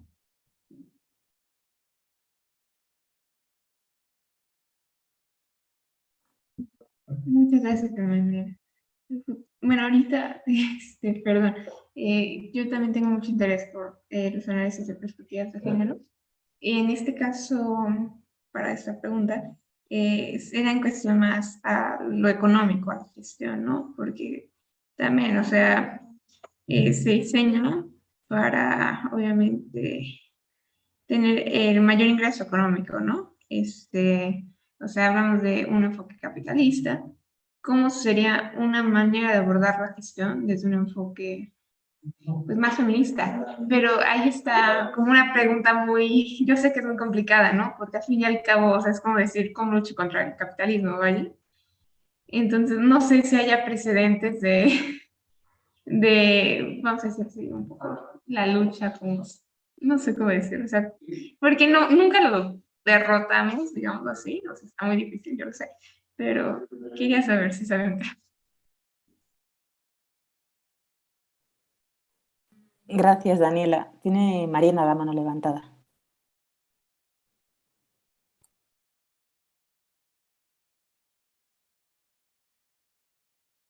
Ay, Mariana, no te escuchamos. Creo que tienes apagado el micrófono. Sí, ya, estaba por aquí. Vale. Bueno, nada más abonar un poco a esta segunda pregunta. Yo creo que tendríamos que irnos más hacia atrás en el reconocimiento de por qué ciertas dinámicas las reconocemos ahora en esta condición o desde la perspectiva feminista. Porque creo que nuevamente atendiendo a esta transformación y estas nuevas formas de evolución de la sociedad y que conlleva una transformación de estas prácticas que trascienden en la historia, en la cultura y pues también desarrollar nuevas formas de convivencia y de desarrollo. O sea, creo que es como podemos encontrar mecanismos para entender por qué en la actualidad las viviendas son de esa manera o las ciudades son de esa manera. Si nos robamos, por ejemplo, al tema del consumo, pues, es verdad, estamos en un momento donde hay una tendencia muy fuerte al consumismo, pero también si nos vamos a la historia, los roles de convivencia era que las mujeres no tenían oportunidades ni siquiera de una preparación profesional. Que si bien hay estudios bastante interesantes desde la sociología, desde la política, desde la economía, que el trabajo informal está llevado en mayor medida por las mujeres, no tienen las oportunidades a nivel de seguridad social y ni siquiera pensar en un sistema crediticio para acceder a una vivienda, cuando además tienen a su cargo los roles de familia de los hijos, con todo lo que ello conlleva, ya sea por un tema de viudez o porque además pues ha sido así como un tipo de herencia, ¿no? Cultural. Entonces creo que reconociendo estas variaciones que además en la medida de lo posible van cambiando, es como podemos incidir nuevamente a que también pues las viviendas, las ciudades y los entornos sean mucho más inclusivos y equitativos. Sí, y bueno, añadir que mientras que estaba haciendo el TFG, sí que estuve buscando bibliografías sobre tipos de vivienda que no se hayan hecho especulando con vivienda o buscando simplemente el beneficio económico. Y es cierto que hay poquitos ejemplos, pero que los hay. Por ejemplo, durante la Viena Roja hubo algunas experiencias de vivienda obrera donde se trataba de plantear la vivienda no como un elemento autónomo, sino en relación con el equipamiento público, con un espacio comunitario y con unos espacios que estuvieran vinculados a la vivienda y que facilitaran pues, esas tareas de cuidado. Y, por ejemplo, también en Barcelona también un estudio que se llama La Borda hace unas viviendas con un régimen de propiedad diferente, en el que se llama régimen en cesión de uso. La propiedad es como directamente de los vecinos y al pagar el alquiler ya están pagando el edificio. Entonces eso está como dentro del marco del capitalismo, pero como que tiene una vuelta de tuerca y plantean, pues, van más allá, plantean unos espacios comunes vinculados a la vivienda, se plantean hacer las tareas domésticas en colectividad y bueno, o sea que hay alguna bibliografía que va en ese sentido. Gracias. ¿Cómo dijiste? ¿Régimen en propiedad de uso o régimen en Sí, en propiedad, un segundo, ¿te lo digo bien? A ver. Régimen de cesión de uso. Decisión de uso. Ok. Sí, es un modelo de vivienda cooperativa. Si buscas La Borda en Barcelona te sale. Ok. Gracias. Muchas gracias. Nada. Tienen esa referencia en los links que les hemos pasado de referencias del curso, ahí en mis clases, en el Canva, tienen esa referencia. Y es maravillosa esta referencia que nos dan, nos encanta, aunque no estoy muy segura por este tema de propiedad, de temas de propiedad y cómo funciona la legislación en México, si eso se pudiera hacer aquí, ¿no? No lo desconozco, pero creo que un poco, dependiendo del lugar donde estemos, ¿no? Hay como que un poco buscar como esos huecos, digamos, en la legislación para poder hacer este tipo de cosas, ¿no? Igual que existen las cooperativas en Uruguay, la semana pasada, el viernes, venía en Colectiva Vitaria y nos contaban otra manera de hacer este tipo de cooperativas o de espacios de cesión de uso que en Argentina se llaman de otra manera. Creo que sería el momento como de buscar ese hueco en México, ¿no? Como para hacer estas propuestas, ¿no? Creo que sería un ejercicio súper interesante que quizá nos llevemos para otro semestre. Mariana, adelante. Sí, bueno, justamente yo creo que, digo, a la par de estos modelos europeos, pues en efecto, en México hay algunas otras prácticas que a nivel conceptual pudieran atender a estas cooperativas, porque las hay, pero quizás justamente a nivel normativo, a nivel de política pública, tendríamos que incidir a poner sobre la mesa justamente la necesidad de explorar o de innovar bajo estos nuevos esquemas y que además facilitan también pues el tema de acceso a la vivienda. Justo lo que quería comentar es que a la par, no solo de establecer un tema de colectividad, uno de los hallazgos más novedosos en ese sentido son los procesos de codiseño. Entonces, en esta parte de cooperativas, justamente la comunidad, antes de que siquiera esté construido el edificio, o sea, ya hay una intención de tener una vivienda en comunidad, pero además existe un proceso de identificación de necesidades como comunidad y que eso nos lleva también a explorar desde el diseño nuevos mecanismos de participación entre profesionales, entre figuras gubernamentales y por supuesto los usuarios, que además pues, son los que van a vivir ahí. Eso también genera condiciones justamente pues para que estos proyectos tengan mucho más éxito y coincide justamente con los modelos de gobernanza y de desarrollo de prototipos o de proyectos piloto justamente de las ciudades amigables con la edad que además atiende una escala barrial de vivienda y barrio inmediato. Entonces, bueno, creo que por ahí también hay mucho que avanzar. Muchas gracias también, Mariana. Estupendo, muchas gracias. Pues tenemos tiempo para una última pregunta, si alguien se anima. Genial. Aranza. Sí, me gustaría preguntar acerca de autores, autoras o bibliografías que me pudieran recomendar para pensar un poquito en el diseño también, no solo de tomándole en cuenta la perspectiva de género y la de edad, sino como más, es que como incluyendo todas esas, pues es buscar como uno más humanista, ¿no? Entonces, alguno puede ser tanto como de perspectiva de género, como de inclusividad, como teniendo en cuenta los rangos de edad. No sé si tengan a la mano algunos.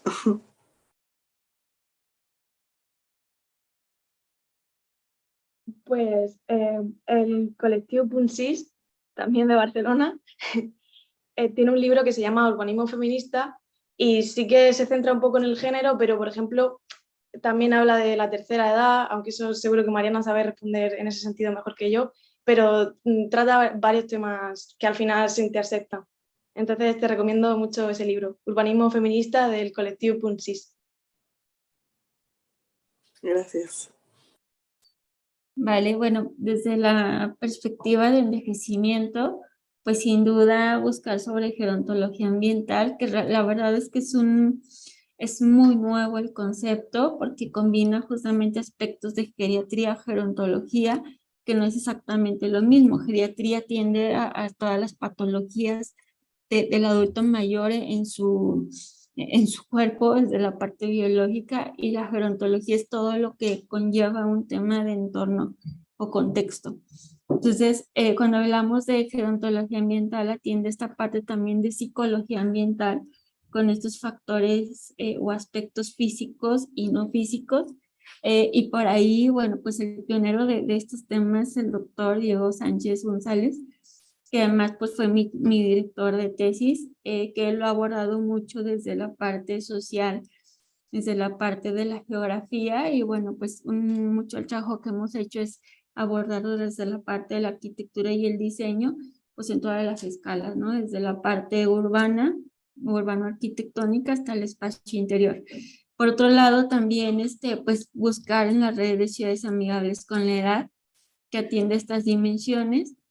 Y sobre todo también pues hay algunos modelos muy interesantes de ciudad accesible, que sobre todo están los modelos de Inserso, que también por ahí hay muchos instrumentos muy interesantes, y en Latinoamérica todos los instrumentos que se han desarrollado desde Ciudad Accesible en Chile, que también son bastante avanzados, y bueno, pues también yo creo que el tema de accesibilidad es todo un tema justamente porque pues, atiende a varias condiciones, desde demencia, desde salud mental, incluso de autismo, en fin. O sea, hay muchísimas patologías que podemos englobar para un entorno accesible y no solo de movilidad reducida.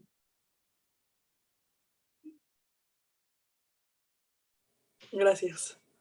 Sí que es todo un tema. Sí. Estupendo. Y yo, si me lo permiten, además, les voy a compartir también sus artículos que tienen sobre estos temas, tanto de Marta como de Mariana, para que los consulten, porque yo sé que son muy discretas y no, no se publicitan, pero tienen también muy buenos artículos muy interesantes que se los voy a compartir yo a los alumnos para que también puedan revisarlos. Y pues ya estamos en tiempo.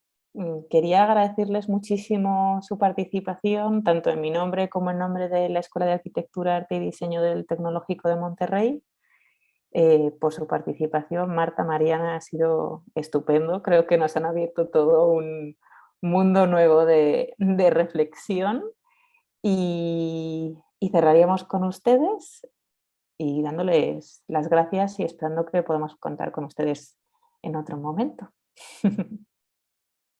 Muchas gracias. Y también de parte de Patricia, que decir también que el trabajo habría sido imposible sin ella, puesto que ha sido mi tutora y ha sido una gran tutora además. Y muchas gracias por invitarme y permitirme exponer mi trabajo. Gracias a vosotras. Muchísimas gracias. Igualmente, pues ya nos veremos muy pronto, y cualquier cosa, pues seguimos muy pendientes. Estupendo, muchas gracias. Pues cerramos aquí también para los alumnos, pues nos quedan 2 minutitos de clase, pero yo creo que con este buen cierre nos vamos a quedar y nos vemos mañana a las 9 de la mañana con otros 2 invitados. Muchas gracias a todos. Gracias, saludos, hasta luego. Saludos. Gracias, hasta luego. Gracias. Gracias.